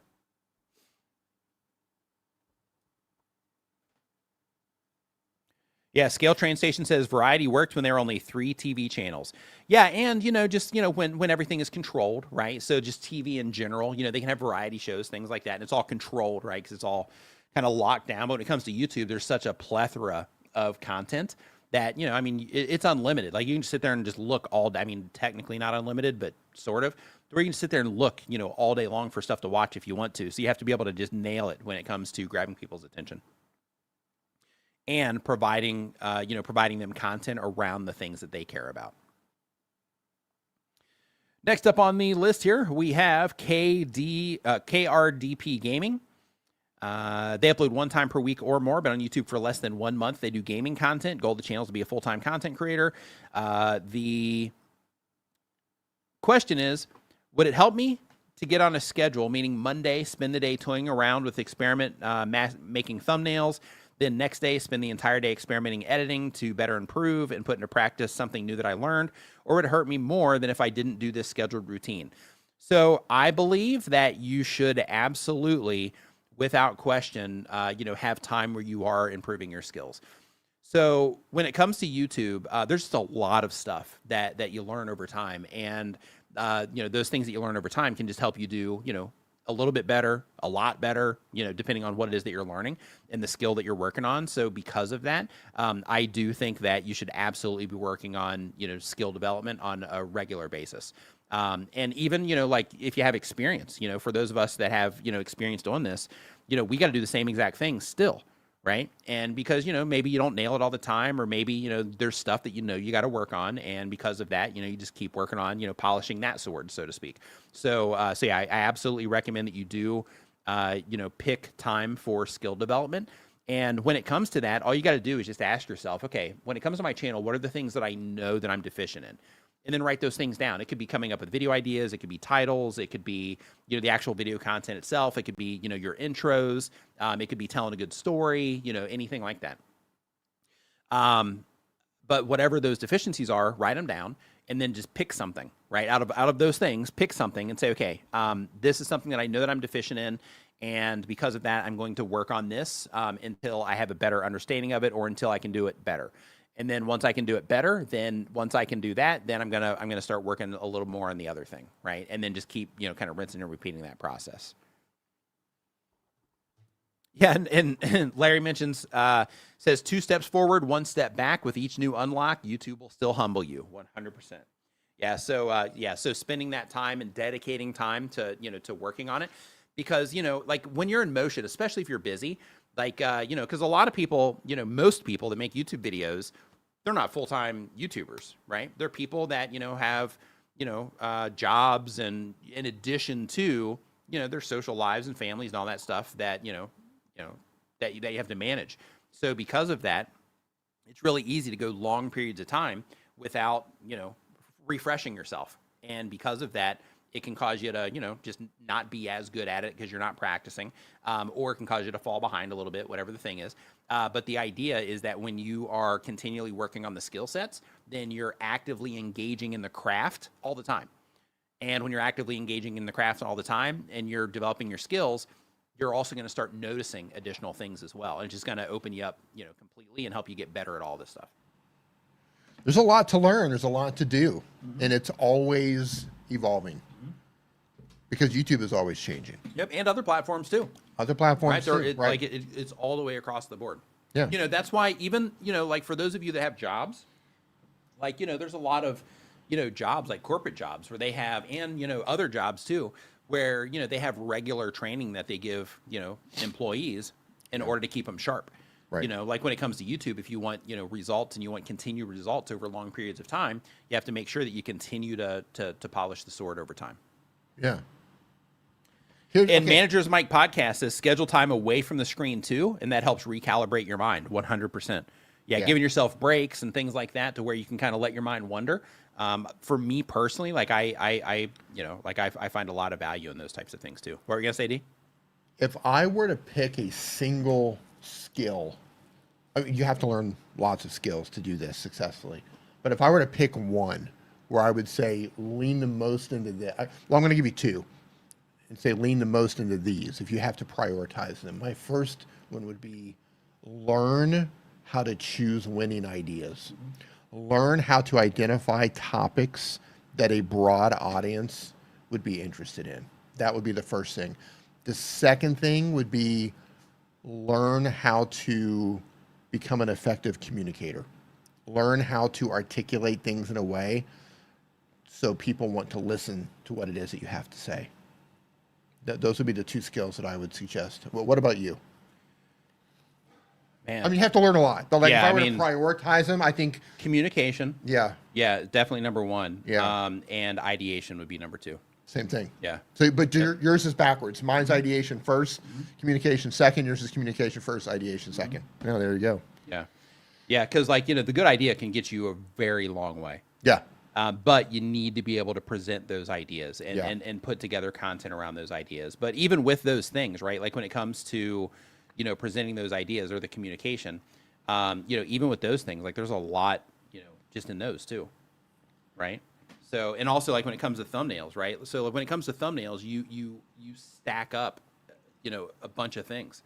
So like when it comes to thumbnails, you're looking at like, learning about color, learning about photography and learning about, image quality and learning about, contrast and learning about, balance and design and, all these things. So, yeah, even, each individual skill has, layers to it. Yeah. We wear a lot of hats. And unfortunately, when we start social media and we start uploading content, most of us don't come from a place where we have the experience wearing all of these hats. And we wonder why it's so hard, because our homepages are filled with successful channels that are getting tons of views. And we're like, well, I'm making videos and I'm not getting those views. Why not? Right. It's simply because you've yet to polish the skills and learn the skills required to achieve that. Now, some people do get lucky. Some people are naturally really good at communicating their ideas. Some people are naturally good at balance. I wouldn't call that luck per se. I would call that more like their life experience just is complementary to YouTube. Like some people can talk. Some people are talkers. Some people are just, they've got the gift of gab, as they say. Some people have a really good eye for color and how to make things look balanced in an image or in a video. Some people are just by default great storytellers. You know, like your grandpa or your grandma or whoever, when they used to sit and tell you stories, they never read books on how to tell a story. They just told a story that makes sense, you know? So some people are just naturally good at those things. The rest of us are, you know, we have to figure this stuff out, and it takes a while. So next up here, we have, okay, we did KDPR. By the way, if you are just joining us, I do want to let you know that we are answering YouTube questions. We're looking at YouTube channels, giving feedback, all that stuff. So if you have a question, you want some feedback on what it is that you're doing, all you have to do is click on the form click on the link that is down in the chat right now. It's pinned either at the bottom or the top, depending on your view, and that will take you to the place where we're pulling the questions from, and we can get you answered on the stream today if you do that now. Also, just as a quick reminder, we do have a school for content creators called Tuber School, where we help you navigate all of this YouTube stuff. So if that's something that you're interested in, you can go to tuberschool.com to get more information on that. To where you can learn how to wear all these different hats and to learn all of the skills that you need. Next up, we have Learn Spanish with Mr. Briggs. They upload 1 time per week or more. They do educational content. Goal of the channel is to be a full-time content creator. And the question is, Nick, I recently started a second Spanish learning channel because my main channel is strongly associated with Learn Spanish While You Sleep content. Learn Spanish World, 212,000 subscribers. And my talking head teaching videos seem to get buried there. How can I use my main channel to send traffic across? Is there a smart way to use my main channel without hurting the other one? So both of them are in front. Oh, go ahead, D. No, go ahead. Oh, both of them. Insist. Okay. Both of them are in front of people that are interested in learning Spanish. So because of that, you have a huge advantage here because they are in alignment with the people that you're trying to reach. Now, there might be some nuance between the different types of viewers to where, you know, one group is trying to learn Spanish in a lazy way, in a more passive way, where the other group is trying to learn Spanish in a more active way. So because of that, you might run into just a small amount of conflict there. But if you did want to spread awareness about, you know, one or the other, then in that case, make sure that you add a playlist to your channel page because you can do that. So you can add a playlist to you can create a playlist of like your best, you know, getting started with Spanish videos, for example, and you can add that playlist to your main channel page. So you can do that. So then as people are exploring your channel, then they can run across the other channel that way. In addition to that, if you wanted to, you could also put that, yeah, I wouldn't put your regular language channel at the end of the sleep channel because if everything goes by plan, then they'll be asleep by the time they get to the end. So then they won't necessarily click on your end screen there. So that's probably not the best move. But you can also share the channel in your community feed sometimes too. So you can do that as well in order to reach those people interested in learning Spanish. I think that's wild that people are going to sleep and listening to that to learn. Trying to earn through osmosis, I guess. Yeah. I would love to know if that's really helpful or not. Like if it works. Yeah. It sounds interesting. Yeah. Hey, do you want to reach the almighty, all powerful, and see what they say about learning? You know what? Yeah. I'm just curious. I know someone who can probably tell us if there's any science. That's what I'm saying. Any science-backed information. Even though they might make up what it is that they're saying, yes, they still might at least give us an answer that we can kind of get a ballpark idea. Her name is ChatGPT. Let's see what she has to say about the sleep science of learning language. Hey, really quick, Tango in the kitchen. Thanks for your support for 22 months. And says, talking about Spanish, how much Spanish did D learn during his stay in Mexico? So D knew Spanish before he went to Mexico. Because D is a world traveler. So some of you might not know that D has been to pretty much, I won't say everywhere, but you've been around quite a bit. Yeah, all over Europe, all over Asia, all over South America, all over the U.S., all over, yeah. You haven't been to Africa yet, have you? No. India, all over India. Nepal, yeah. I haven't. He's been to base camp at Mount Everest. I haven't. Also. I have not been to Africa. Okay. And I have not been to Antarctica. So those are the only places that are All the other places, yeah. But I don't know Spanish. I know survival Spanish. Okay. Like I Like, I'm drowning, help me. How do you say that? I can't sit down and have a conversation, but if I can, I learned enough to get around. But the crazy thing about Is survival Spanish like, oh, I was just in a car accident, help me? No. Or is that like, where's the bathroom? Yeah. So for those of you who What is know that? Spanish, you Yeah. know that there's a difference. Baños, right? Is that bathroom? There's a difference, like Spain, like Spanish in Spain is, I mean, it's still Spanish, but it's different than like Spanish in Mexico. And then, Cubans speak a lot slower than like Colombians. Been to Cuba too. Like, right, Cubans like a really slow, lazy Spanish, where you got Colombians are like really fast, or Venezuelans, just like rapid fire Spanish. So it's interesting, all these different countries that all speak Spanish. The same thing as like Americans speaking English, and you have a British, all the different accents in England, and you have the I mean, Irish to be who fair, speak, and you've got a different Australians. accent from like New York to like Southern Alabama. Right. Yeah. The Spanish is the same way, which is really, really interesting. And man, Venezuela, oh. Yeah, heart goes out to anybody from Yeah. Venezuela. Terrible. But yeah, so really quick, just to kind of recap on the Spanish channel for building the bridge there. Yeah, so just putting that playlist on your channel page, and then occasionally sharing the videos in your community feed would be the approach that I would take to spread awareness about the other channel. So because the limitation that you have is that people that are coming into the sleep videos are probably getting ready for bed, and they're not trying to watch content, but instead they're wanting to learn it while they sleep. So because of that, putting it into that video content isn't necessarily going to be the best move to get those people, over there. So I asked ChatGPT this question, and this is interesting. So it says you cannot learn a new language from scratch while sleeping because your brain is not taking in brand new grammar, vocabulary, pronunciation, and the meaning the way it does when you're awake. What sleep can do, interesting, it can strengthen what you've already studied. Oh, wow. If you've learned Spanish words during the day, sleep can help your brain consolidate them. That means that the memory becomes more stable. Number two, improve. Hold on. The sleep itself does that in terms of your brain? If you're listening does to that, Spanish or- while you're Oh, sleeping, okay, got it. it can help consolidate what you learned throughout the day. Oh, interesting. So if you took a Spanish lesson throughout the day, or you were practicing Spanish somehow, and you go to sleep and you continue to listen to it, it can help consolidate what you learned if you're listening to the same thing. Interesting. Improve recall. Reviewing before bed can help. Sleep helps move some information from short-term memory into longer-term memory. And light audio cues might help slightly. Some studies suggest that quietly replaying words or sounds during certain sleep stages can slightly improve memory for material they already learned. Interesting. Yeah. Hey, Ed, are you getting a lot of them? Yeah, let me know if you're getting a lot of them or not. Yeah, I would think there might be like a couple that fire, but yeah, you shouldn't be getting too many. Yeah, let me know how aggressive it is, and then for the next stream, I'll see what I can do. Tango in the kitchen, yeah. Compared to other places, I think they speak slowly, in my experience. I mean, if you were to look at Cubans in a vacuum, I think it's fast, but when you go to like Venezuela or Colombia, in my experience, I think Cubans speak a lot slower. Could have been the ones I speak to. I don't know. Could have been. Yeah. Could have been. It wasn't any like Speedy Gonzales or anything like that. Yeah. That was going on. Yeah. I know that I understand things better when they speak slower. So if I go to Cuba, I really can understand a lot, significantly more Spanish than if I'm in parts of Mexico or in Colombia or Venezuela, something like that. Yeah. So I just hit the pause button up here on the ads, and that gives like a 10-minute ad break, I think. Oh, interesting. In terms of it won't show them for 10 minutes. So let me know if that works, if that helps. Then I can hit that just a few times. Spanish, Mr. Briggs, yeah.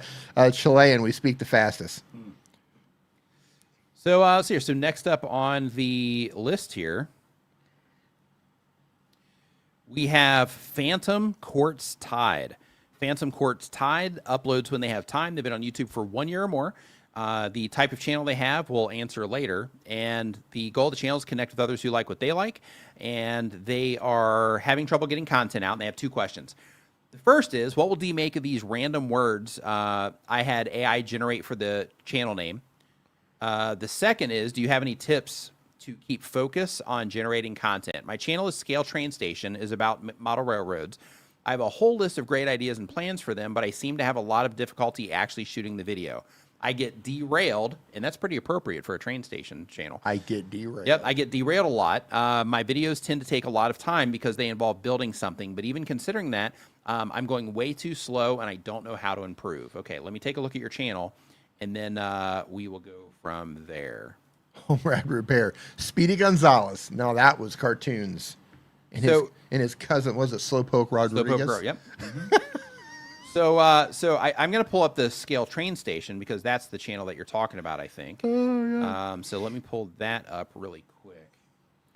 And so there's a couple things when it comes to making content. I mean, you always got to give your viewers what it is that they want, but you might be able to uncover something that that they respond to, and it might be something that you don't, if you haven't tried it, it might be something that that you didn't know they would respond to, right? So let me see what it is that you're doing.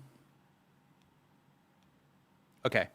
So let me pull this up on screen here really quick. And then for this, so right here, you're building something for this one, right? I built a switching puzzle in 24 inches with no switches, right? You had to build something for this. This one, scale model Rust, kits versus DIY. So if you're building something for this, same exact thing, right? Where it's going to take time, which is one of the things that you're talking about. So yeah, so I see what you mean in terms of like you're not publishing much. So the next thing to think about is that you don't have to build things all the time.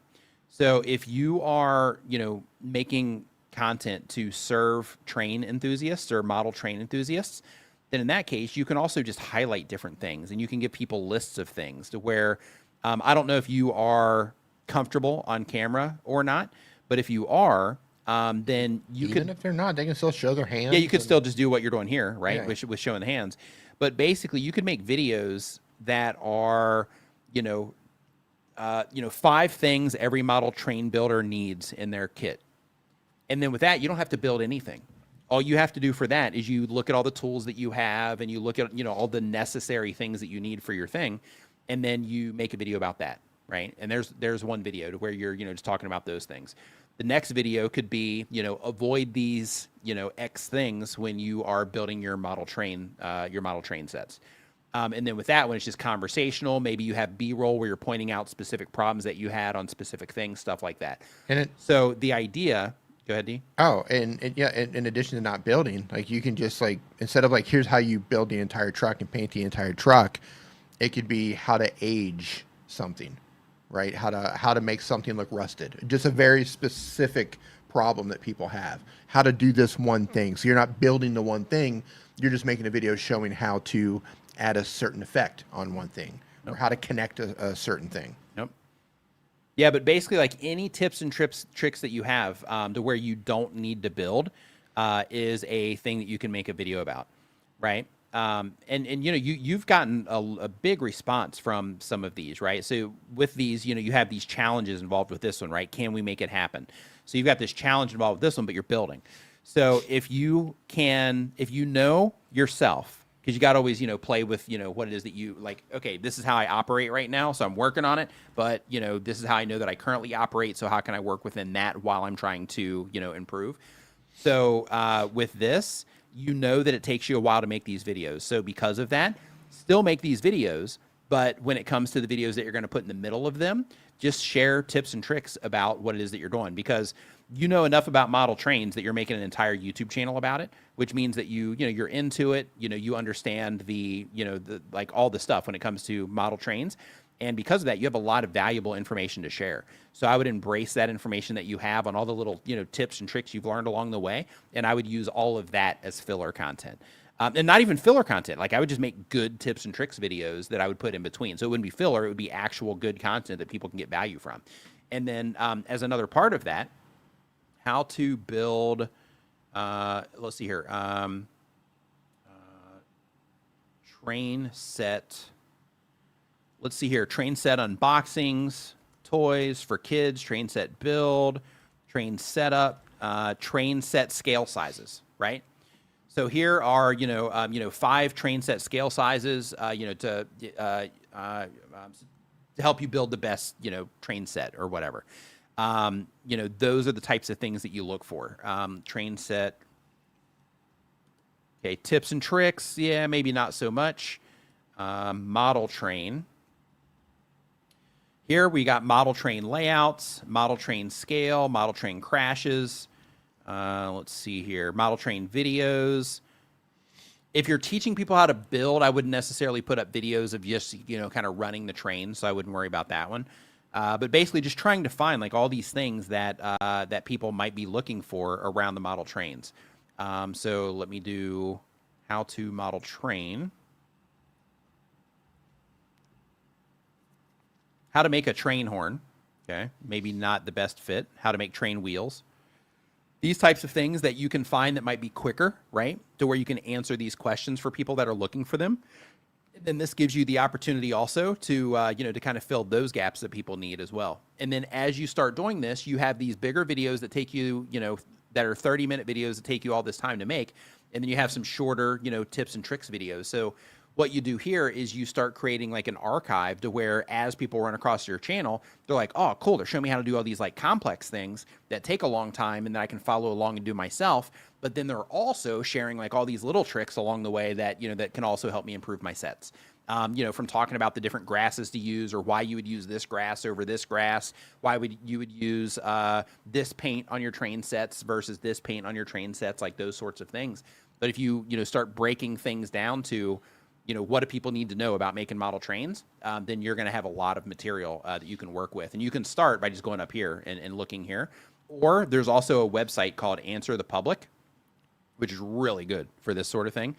With Answer the Public, basically you can go there and you can put in your topic, and then it just prints out a bunch of topics related to that topic, which is pretty cool. Basically everything people are looking for around that topic. But yeah, any of those things will help you solve those problems.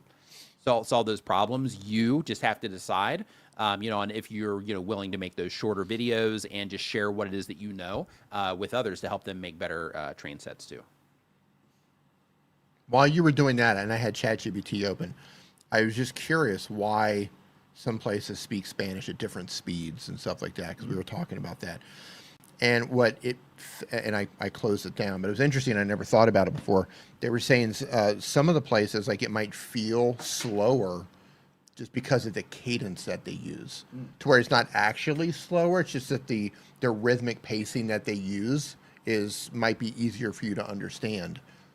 Even though they might technically be speaking a little bit faster. Kind of like Chiang Mai and Bangkok. You might understand it more clear than, and you might think it feels slower, but it's just the cadence that you're picking up faster.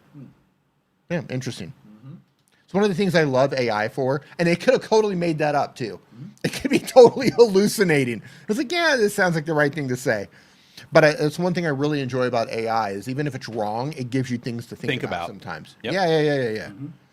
Like, never thought about that before. Yep. Hey, Neil, I already mentioned that, but I will mention it again. So thank you for bringing that up.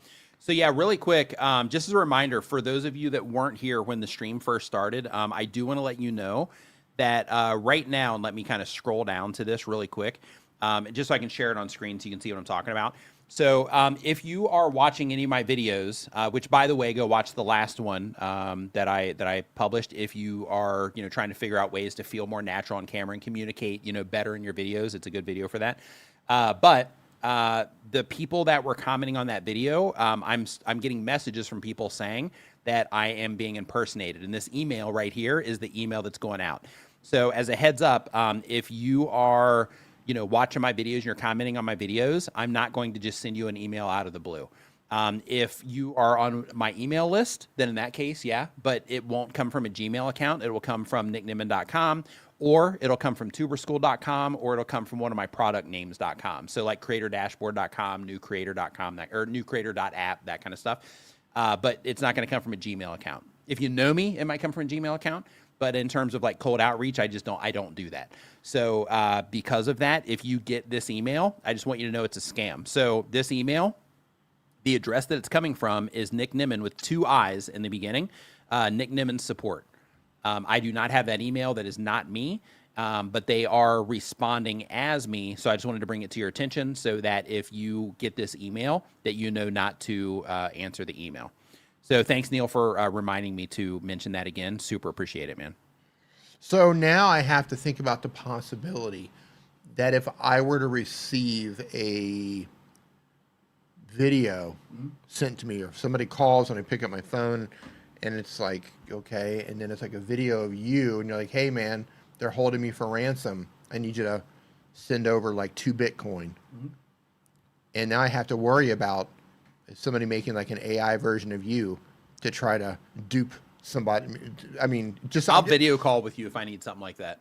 Well, no, my point is you're pretty much screwed because we're not going to pay. The family's not paying the ransom. Oh, they're going to let me burn or get kidnapped or whatever the thing is. Because if it's starting off with like YouTube trying to scam people, the next obvious step is they're going to try to scam me with your messages. Right. And I'm not coming to your aid. Right. That's what I'm trying to say. Yeah, so if I really need help, I'm just out of luck. Right. Yeah. Scammers are going to ruin it for you. That's what I'm trying to say. Okay. So if you are kidnapped, yeah, you know, you're in the I'm going to have to work on not getting kidnapped. You're in the Colombian jungle and you're kidnapped and you know, you really send like a true message. I'll just be like, LOL. By the dragon or whatever it is. The Burmese flaming dragon. Yeah, the Burmese flaming dragon. Yeah. We are flaming dragon. Yeah, I'll just be like, LOL, nice try, scammer. They ruin it for everybody. Yep. Good. That's right. Yeah, I thought I would think that you would tell them to take a step back and, you know. Yeah. But, you know, that's what I would think you would do. We don't negotiate with terrorists. Right. Yeah, so also I'm dropping a link to my X account here. So if you do have an X account, make sure that you do follow me over there, because when things like the impersonation stuff happens and things like that, or, you know, just big YouTube news, anything like that, then I share it over there. So make sure that you do follow me over there too if you're not already. And if you're not on X, it's fine, because I'll post that stuff in my community feed sometimes too. But if you are, make sure you do follow me over there. Scammers. There's always... They ruin everything. Yes. Don't they? Scammers and marketers. Yep. Scammers are almost as bad as YouTube's new font choices. Oh, my goodness. Almost. How many of you have the new YouTube update? So if you haven't updated the YouTube app on your phone, the new font choice, at least the one I'm seeing, I don't know if they're testing these with everybody, but here, D, put this up on your screen here. Hold on, which one am I? Whoa, to back it up. Yeah, I don't know. There it is. Look at that title. Look at how horrid that title is. Yeah. Yeah, like font choice wise, like they couldn't have done a bigger disservice to readability than this, I think. Here's the crazy thing. This is horrible. Yeah. And it's not horrible because it's different. It's horrible because it's harder to read than the other font that they had. Yeah. Even the small text, the big text and the small text. So this is going to break some rules probably that we have when it comes to writing titles and stuff, because typically you try to keep your titles, 52, 53 characters or so, just to make sure that, they don't get cut off anywhere on YouTube, anything like that. And you can make them up to, 100, but, you want to keep them, just as short as you can. But this will probably allow us to fit more characters, but it's harder to read. I find it incredibly difficult to read. Yeah. And the crazy thing about that is the text that they had before was very easy to read. Yeah. Very Super easy to read. Easy to read. I mean, just at a glance. The whole thing is at a glance, can I read it? Yes. They chose the right font, the right space. They did everything right with the additional font. Yep. Nobody asked for, hey, YouTube, you know what would be great? Yep. Is if you made it really hard to read titles, that would be awesome. If you changed the font and made it really difficult to read. Yep. As I was scrolling. Yep. That's what they spent resources on. Yep. They might be testing it, so hopefully But it's super bad call on Renee, if you're in here listening in the background, what are you guys doing? Yep. That's terrible. I don't think he's responsible for it. You're like, what are you guys doing? Well, no, hold on. So Renee, I hope, well, let me just say this. Renee's not the type of guy who would be a participant in that sort of decision. Yeah. At no time would Renee say, that's a great font. Right. He has more taste than that. Right. Yep. Renee has taste. Renee has style. Yep. Renee would never choose that font. Yep. I agree. Flat out would not choose that font. I agree. He's at VidCon. He's probably not in here. But yeah, like the... That being said, he does work at YouTube. Right.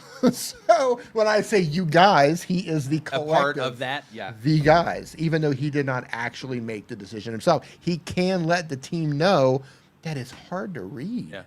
Like, what are you guys doing? Now, one thing on the positive side is they did an awesome job on making, if you're using dark mode in Creator Studio, the darker dark mode is awesome. And they had some font updates in there, but the fonts in there are easy to read. Like, they didn't do the same thing they're doing on the outside. So yeah, the inside of Creator Studio with the update they did there, everything looks awesome in my opinion for the dark mode. But yeah, the titles in the mobile app, holy moly. Okay, next question that we have, BB Bro. So BB Bro, they upload every other day, been on YouTube for 1 year or more. They do entertainment in Thai. Nice. The goal of the channel is to be a full-time content creator, and they say that they've only been doing shorts and they want to start doing long form. They've grown to over 150,000 subscribers with just shorts, but they want to start doing long form. Do you have any tips or tricks or anything that we should be aware of before starting? We're a little scared of not getting views on long form. So here is something that you need to make sure that you are okay with. One is that when it comes to long form, if you haven't made the long form, content before, it's a totally different game than YouTube Shorts. So when it comes to YouTube Shorts, the big difference is it just shows up, right? Somebody, they're in their feed and then it just pops up. Of course, traffic will also come in from, from browse features and all that. But when it comes to Shorts, it's you've got to be good at making videos. But when it comes to long form, it's a completely different thing because your idea is going to carry the most weight. And then how you package that idea is going to be next in terms of the thumbnail and title. And then from there, you have to be able to capture people's attention and keep them interested for a longer period of time. So because of that, you're leveling up in terms of, the game that you're playing, so to speak, on YouTube, because you're introducing these new variables into it that are challenging to get good at. So because of that, just be prepared for that side of things.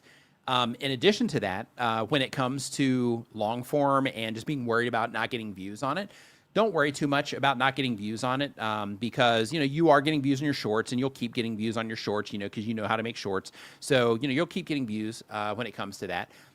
And it looks like, you might have an advantage here because it looks like you're a foreigner that's making videos in Thailand as well. And that sort of thing is also good.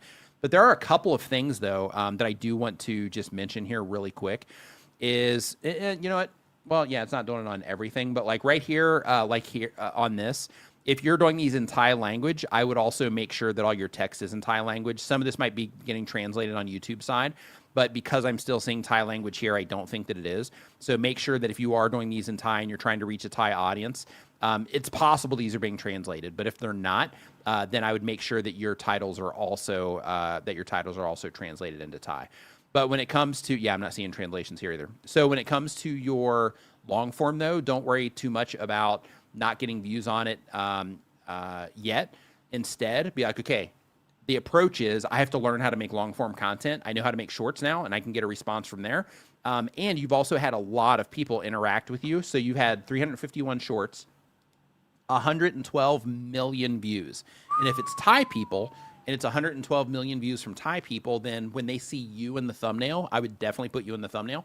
When they see you in the thumbnail and they see Thai language on the thumbnail, then they're going to see that foreigner, the Thai language, and you're going to capture their attention just by that.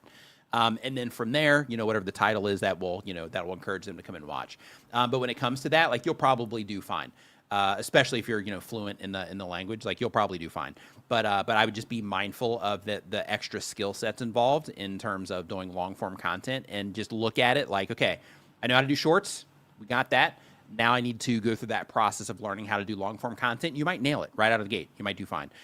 But if you don't, just make sure that you just look at it like, okay, well, I've got these additional things I got to learn how to get good at, just like I learned how to do shorts, right? Same exact thing.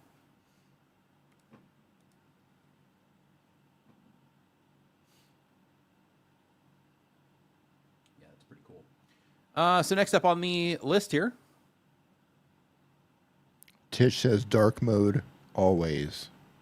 I'm going to go look right now. I haven't even looked at that yet. Oh, dude, it looks so good. Yeah, they did a great job and we on that. We got dark mode. We got a dark mode correction before mobile tagging in YouTube Studio before mobile tagging. Mm-hmm. We got a font change for titles before we got mobile tagging. Yep. When they did say that they're working on it, they did. But I'm starting to think that it's not going to happen. I think maybe they're lying to him. I think maybe he comes to them. Dude, I can't even imagine how big their queue is of all the different things that they're working on. Right. Yeah, dude, I can't even imagine. Yeah. Well, it's interesting that they prioritize stuff like making the dark mode darker. Or changing. Well, clearly they're doing like a full redesign. Yeah. Right. So I got to be mindful about my extensions and stuff because if they start changing things, that's the thing with extensions. If they start changing where things go, then I have to update all that stuff really quick. Yeah. So, but I've already tested everything currently and everything's holding up. So that's good. I'm going to go look at it right now. That's right. We got AI Studio before we got. Yep. Yeah. Wow. So here's what we're going to do. We're down to the last like 30 minutes here. So what we're going to do is we're going to do lightning round. We're going to take questions out of the chat. So, so if you have any questions, and this is just to kind of help people out that have, just recently joined, maybe, you just want to, get a question, but you're like, I always come in, late. So because of that, you don't really get the chance. If you have a question about anything it is you're doing on YouTube, you want feedback on your channel, then you can just drop the question in there, or you can just put feedback. And then, as those are coming in, then I will look for the word feedback. And if you ask a question, just put a Q in front of your question so that I know that it's for me. So put a Q if you have a question, put feedback if you want feedback. And then we're just going to start pulling some out of the chat here for the lightning round here for the last 25 minutes of the show. Wow, here we go. Yep. I'm still trying to get in here to look at this. Hey, if you don't have any questions, then me and Dee will just sit here and just chat. Oh, yeah, while just he's looking for that. Oh, yeah, we can always find something to talk I always have this thing where... Ooh, this dark mode does look nice. Doesn't it look nice? It does look nice. Yeah, it looks really, really good. I mean, it looked pretty good before. What I do find kind of weird about this is that they made everything black, but they kept all the text completely white. Yeah. Like, I'm surprised they didn't shade the text down a little bit. Yeah. Overall, though, pretty good. I like it. It feels good when you go in there. I like it. It's okay. I don't know, man. It's just like a darker, because they didn't change the text. If they would have changed the text and made the text just a little bit darker, maybe. So really quick, Neil, right. here in the lightning round, Neil says, any quick tips for use in vidIQ? Yeah, so I don't know if you're using them for titles or not, but any AI tool, even mine, right? Because I have an AI tool in my new creator app. With any AI tool, make sure that you don't just take the titles and run with it. Make sure you're really, and I know you're doing this already, but just for everybody that's watching, just make sure that you take that title and you're like, okay, is this going to, compel the people that, that I won't watch this video? Is this going to compel them to click on it? Is this going to give them the information that they need to click on it? Or is this going to create some type of curiosity that will cause them to want to click on it? Make sure that you're looking at the length of the titles as well, making sure that they're not too long and making sure that the important stuff, isn't, after, that 52, 53 character mark, so that you can make sure that everything stays, within view of the viewers. When it comes to the different thumbnail tools, all the different thumbnail tools are, they're good. vidIQ's is also good. I prefer 1 of 10 when it comes to the thumbnails, just because I found it gets the better results. But when it comes to vidIQ, though, they do have a lot of really good, stuff. When it comes to keyword research, vidIQ is really solid on the keyword research side. So with that, that's pretty dependable. But I would just be really careful. And it's not just vidIQ when it comes to titles. It's any AI tool. Just be really mindful about the titles that you're taking from these tools, because sometimes they're fine, and then other times it seems like a good title, but it's not something that will really connect with the people that that you're trying to connect with. So just make sure you're being mindful about that. Good answer. He said, I started using it this week after last week's live. Oh, okay. Nice. Dark mode got darker. So Valentine Train Station says to roast their channel. So let's take a look here and see, or their thumbnails. Sorry, Man, we're not good at roasting. We tried roasting. Yeah, we're horrible at roasting. We're so used to being nice and helpful and have good criticism, helpful criticism, that it's hard to kind of flip that around. I mean, when the cameras are off, totally different situation. But when the cameras are on, it's kind of like you have this. It's like you right before the camera goes on, you kind of go into go mode, and then you handle things a certain way. Cameras go off, and you're like, oh my God, why are they even trying? Just delete your channel. For who? For what? I don't know. For anybody. Oh. I'm just saying. Oh, I wasn't even halfway paying attention to what you were saying. I'm like, it's for the best, because it's for the best you want. Yeah. So right here on your, I know we were talking about roasting. We're right? not going Yeah, to we're talking about roast. roasting. Yeah, so here, so with this, you have, body and frame build, in terms of your thumbnails.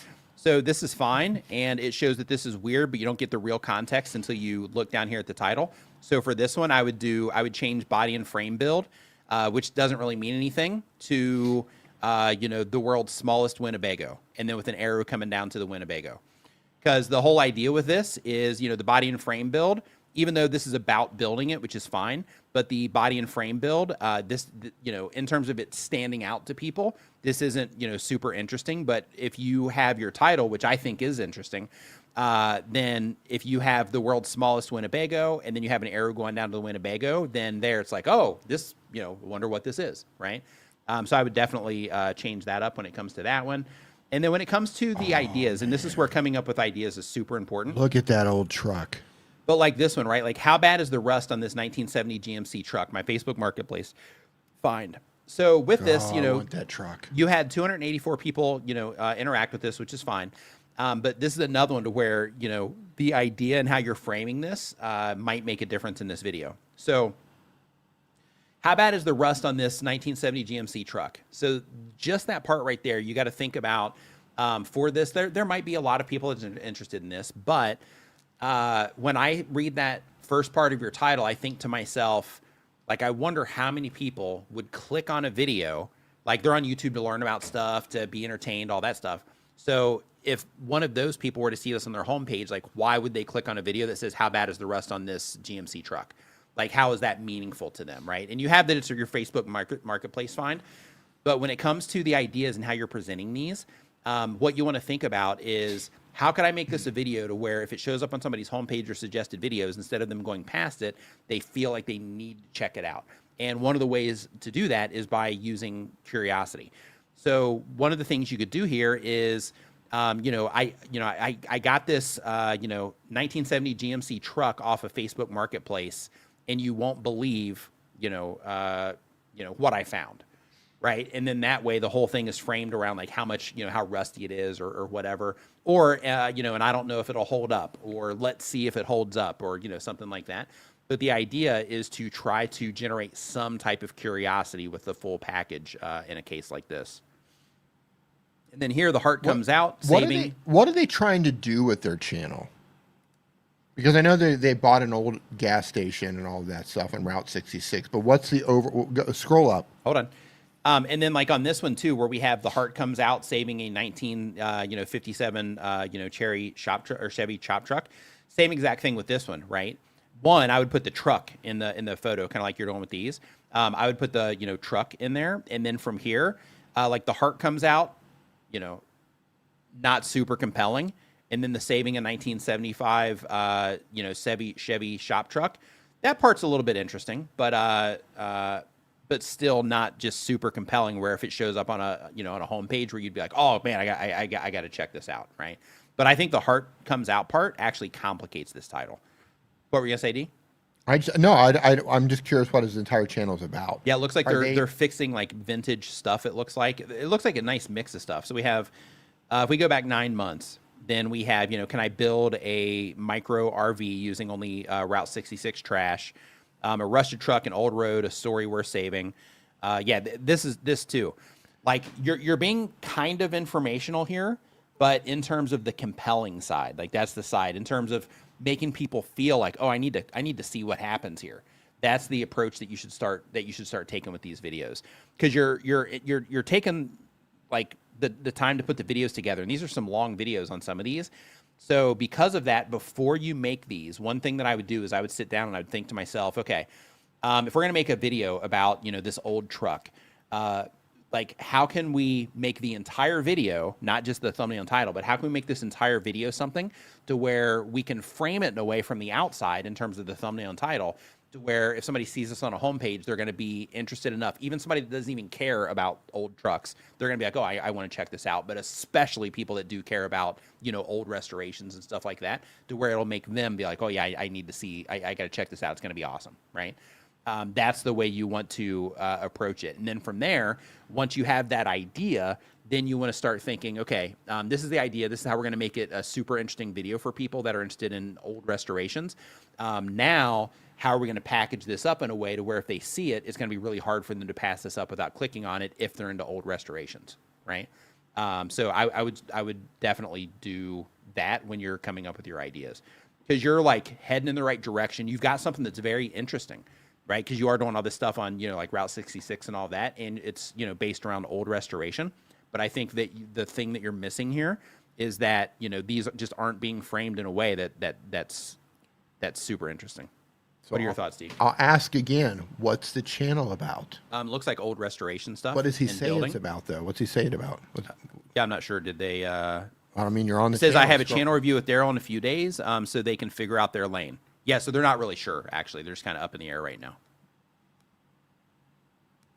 Yeah, so they're still figuring it out. It says it should be, I live in the Radiator Springs, that I think. Thanks for all the help, brothers. Where we play and take notes and act on it. Yeah, but really, I think I think some of the stuff that you're doing, I think it could be really interesting because you're in a position to where you're getting access to like these old vehicles and stuff, and just the location that you're doing it from. Like there's a whole thing you got going on here. But I think the piece that you're missing is that you're just not, from the idea standpoint, you're not presenting the content in a way that makes it super interesting, and because of that, it's challenging to package it in a way that's interesting, right? So like for example, how much rust I found on the truck, not interesting, right? So I would work on that side of things.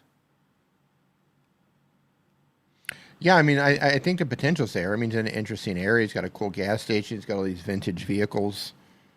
Just trying to figure out how to frame that properly in the direction that he actually wants to go in. Mm-hmm. Retired Life Mexico, thank you for the super chat. Says, thanks for your tips. Celebrating that I just got my their permanent residence. Hey, nice, from Mexico. All nice. right. Love it, love it, love it. Congratulations on that. Yeah, D's got one of those too down there. Yep. Says here to sharpen the sword and work on it. Nice. Yeah, but I think in your case, I think taking that approach is definitely going to be helpful because you absolutely have something interesting here. It's just figuring out like how can we present this stuff in a way, how to package it and how to make the content about something to where people are going to be like, oh yeah, this is interesting because you're doing the restorations. That enough is interesting. Yeah. Right. So for the things that you are doing the restorations on, like you already have that interesting element. It's just putting the video together in a structure that's going to be interesting and that people follow along with the story that you're telling. And then just trying to package that in a way that, that'll make people want to click on it because it seems interesting. Yeah, it has to be packaged in a way to make somebody care. Yeah. And keep caring about what's going on. Mm-hmm. And that can be tricky. Yep. Yeah, you do. Valentine Station, 100%. So let's see here. So next up here, no, sorry, we're going back into the chat. Sorry about that. Yeah. We're almost chat. went off theme there. So yeah, so the next one here, let's see if anybody has any Silver Fox Forest Designs. What's going on? Hope you're doing great. So yeah, so let me scroll up here, see if anybody has any questions or anything like that. It says, what about dinosaurs? Hold on, what does it say? Dinosaurs in urban environments, kind of like major cities in No's Place, Empire State Buildings, pyramid, things like that. I'm not sure what that was in reference to. Okay, question. The name of my channel might be confusing, but when you go to my channel, the banner says gaming, vlogging, podcast, movie reviews, podcast reviews. Do you think it helps to explain the channel? So yes, but the downside is that most of the people that watch your content are not going to go to your channel page. The engaged people will, but most of the people that are, interacting with your videos, they're not. So because of that, in your case specifically, when you are making content on all of those different types of things, you're doing a disservice to the viewers because what you're doing is you're making it to where it's hard for them to watch videos back to back. And that also does a disservice to you. So when you are doing gaming, vlogging, podcast, movie reviews, and podcast reviews, here's the problem. D might come into your channel and watch your movie reviews because he likes watching, movie review type stuff, right? And movie stuff. However, when you publish a podcast review, he's probably not going to come in there. How dare you speak for me? He's probably not going to come in there. When you do a vlog, he's probably not going to come in there for that either. So what you're doing is you're putting yourself in a position to where you're making it hard for people to keep coming back to the channel, and you're making it hard for them to see you as a continuous resource for a certain type of content. So because of that, I would just get super clear on what it is that you're actually wanting to provide on the channel and who it is that you're wanting to connect with on the channel, and make sure that everything that you're doing is, focused towards those people.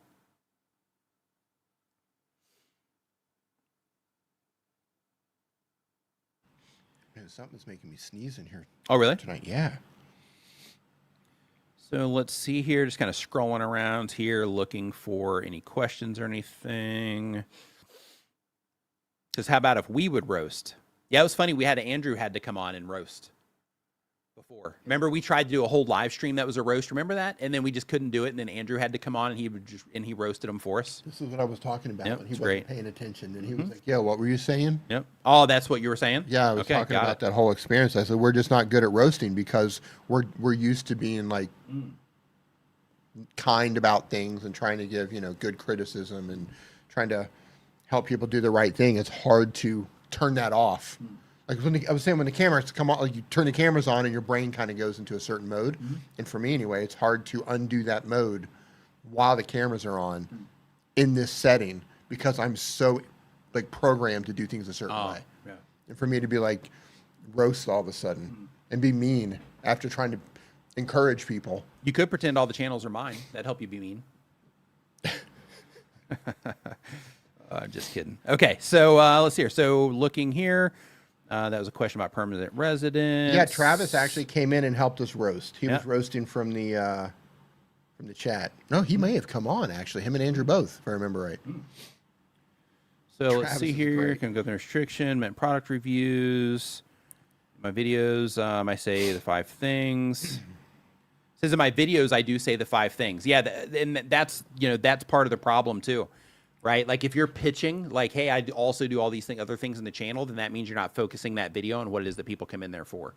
Right? Like the whole thing is to like the big picture idea when it comes to a YouTube channel is to think about it. Like you watch my channel, right? So like for my channel, if you've interacted with my channel in any way, you know that you can come to my channel if you're trying to figure out something about YouTube. If you come to my channel and you look at my videos, then I've probably got a video about it, right?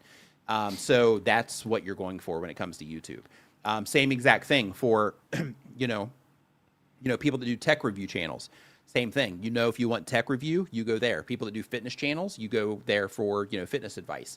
Yeah. You can start breaking that down into more detail. So you have, fitness advice for, for older people. You have fitness advice for younger people, fitness advice for people in a hurry, fitness advice for, like you can break it down in a bunch of different ways. Fitness advice for, people on certain diets, that sort of thing, where you become the resource for those people.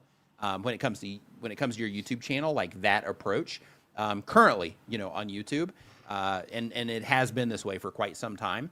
That's the way that you break through.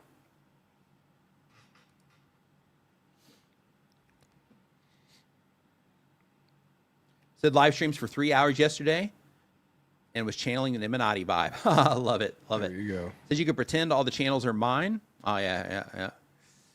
All right. Says Travis himself is the sweetest guy.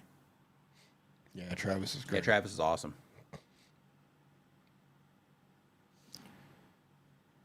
Yeah, so I think the ads made a few people tune out. Were they being aggressive today? Yeah, Ed mentions here. He says 17 minutes between ads. I'm out of here. Wow. Mm-hmm.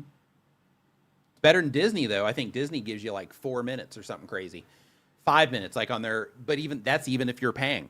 Right. So with Disney, like if you, I just went on a personal boycott with Disney because with them, like I signed, you told me for the second season of Loki. Let me tell you something. Hold on. You told me the second season of Loki. You're like, yeah, check it out, whatever. So then, my wife went to, visit her family. So I was like, cool. I'm gonna spend this time watching Loki. And then I signed up for Disney, like their entry level. And then, yeah, I'm getting like ads all the time and stuff. And I'm like, I'm paying money to get these ads on that entry level. So yeah, I just decided to not do Disney anymore. If it was free, I would understand.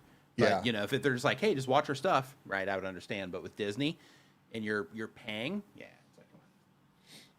Yeah, I stopped paying for Disney when the Accolade came out, and I bought Disney because we were paying for it down in Mexico, and it was working fine there. Came here, really excited to see that show. It let me see the commercials for the show. It let me see everything that they have. I went to pay for it again, took my money, and then when the show actually came out, I went to watch it, and it was like, oh, this is blocked in your region. And I was like, okay, from now on, I will pirate Disney content. Right.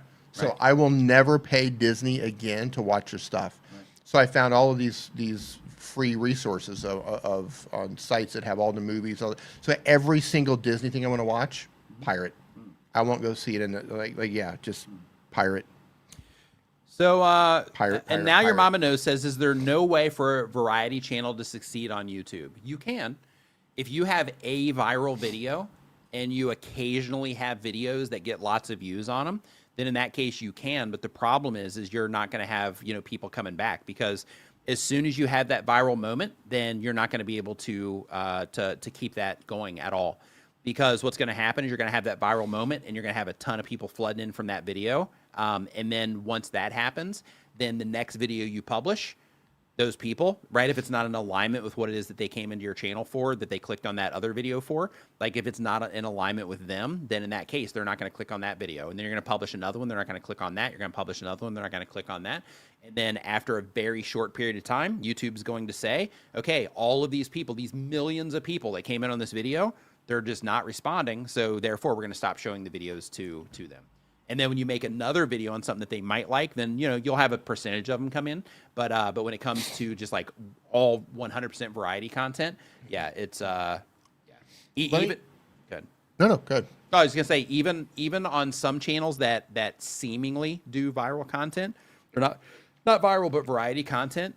Even with a lot of those, it'll be at a certain point they'll hit a threshold where the creator themselves, they're putting themselves in the thumbnails, things like that, and people are coming in just to watch the creator. But with that, it's still targeted around the things that they care about, right? Like in your case, if everything you were doing was a vlog, then in that case, people might just follow along. But when you're dropping in like movie reviews here, and we're doing like podcast reviews over here and vlogs over here, and so on and so forth, then you just start segmenting things too much to where the channel's just too polluted with different types of content that it's hard for people to participate over and over again. I'm going to give my 2 cents on this. As a creative person, and to all these people out there watching live and in the replay and who are making stuff and putting in the work and making videos and coming up with ideas, in my opinion, there is no wrong way to make a video. There's no wrong way to make anything. Whatever it is that you want to make, there's no wrong way to do it. The only thing that matters is are people going to respond to it or not? And if you're making something that might technically not fall into a best practice, if you're not following all the rules and people are still responding, whatever type of art you're making or whatever type of thing that you're making, then you broke the rules and it worked.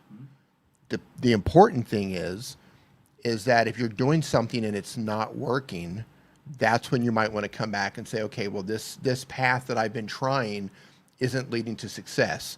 So either A, I can keep doing it this way and hope that something changes, because I'm not going to.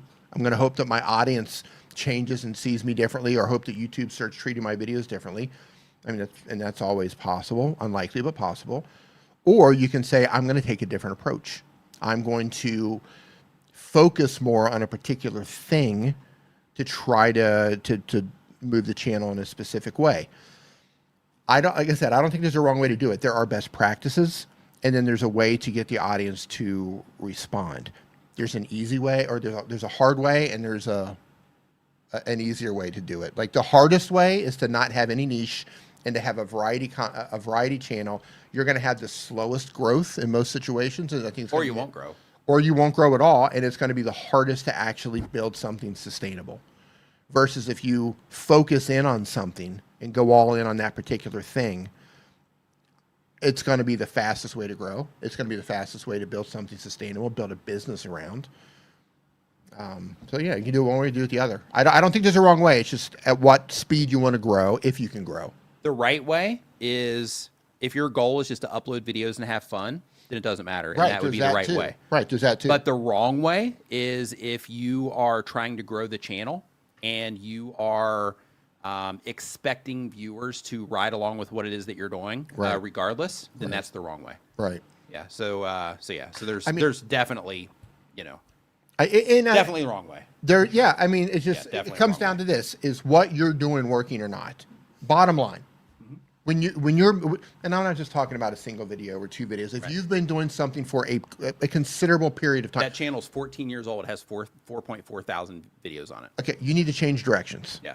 This is a perfect example of you need to change direction. You need to figure out a better way to do it. If you've been doing it that long. Yes, this is live. And it's not working, then your idea of how to do this is not in alignment with the audience that's out there looking for whatever it is that you might be making. So you need to adjust. To put this into context, if you are trying to get fit, you're not going to do it eating like pizza and hamburgers and a bunch of carbs and sugar and all of that stuff, right? There's specific things that you have to do that traditionally work when people do them, and those are the things that you have to do if you're trying to get fit. YouTube is very similar when it comes to that. Yeah. So there was a guy that he did do a thing where he owned a pizza shop and he did eat pizza and he lost weight eating pizza. Being strategic, right? Being strategic about how he's doing it. So he broke the rule. Right. But 99.9999% of people, they can't break that rule. Yeah. Yeah. Well, that's what I'm saying. Like for most people, it doesn't work that way. For most people, you need to fall into the best practices to figure out a way to make it work. There are those outliers out there who figure it out and they break the rules. But even with those, even with every industry, even with on YouTube, even the ones that break the rules naturally do something right. Yes. At a very high level. Yeah. Like, like the ones where they're like not using like custom thumbnails and, all that stuff. It's just like a screenshot, they're just talking, like Dry Creek Ranger School. Right. Great at telling stories. And that storytelling carries all of the weight on that channel. And I bet. And topic selection, the things that he's talking about is meaningful to people too. He's got the ideas. He's interesting to listen to. He's a great storyteller. He's interesting to look at. Yeah. And it's just like him, and I think he lets YouTube take the screenshot. But because he looks interesting. At least he did. I don't know. I haven't looked at his channel. Because he looks interesting, it works. So I don't know if that was an intentional play or not, but it looks like it was not intentional, and he just naturally worked. And yeah, he's a unicorn. On that note, I do want to remind you, if you are in that place where, things aren't working out for you right now and you're like, man, I just, I keep trying and I'm just having a hard time. Remember that YouTube is a learning curve like everything else, that you do. If you start a new job, start playing a new instrument, new hobbies, all that stuff, like there's all these things that you got to learn to get good at it. YouTube's the same exact way. So, if you're putting the time in, you're putting the effort in, and you're trying to improve, then, over time you'll improve. For some people, it's going to be super fast. For other people, it's going to take a while, just based on the effort and the energy, that you're putting into it, and your understanding of it, and all that stuff. So, because of that, hang in there. You got this. If you are trying to grow your channel, and actively trying to grow the channel, you can. It is a reality. It is possible. You can do it. Just make sure that you do go through the process of, learning all the skills involved in doing it. So, hang in there. You got this. Everybody have a great rest of your weekend. Remember to check out the video description for all kinds of helpful stuff for you down there, apps we make, things like that. Check out Opus Clip as well. And also, remember that we do have Tuber School at tuberschool.com. So if you're wanting to, figure out how to do all this stuff, then make sure that you join us over there. So everybody have a great rest of your weekend. D, great stream. Great stream. I want to tackle one more thing here. Yep. I'm going to close on this. Yep. So Valentine Station says, are we not living in the age of authenticity on YouTube? I believe we are. Yeah, I think so too. And as AI essentially takes over content creation on all these platforms, being authentic, being as human as we can be, I think is our superpower moving forward. That's the thing that's going to separate us from the machines. Yep. From all the AI that's coming out. From the Terminators. No, it is. Yeah. It is. Like, I see so many people talking about, we're cooked. And yeah, some people are cooked.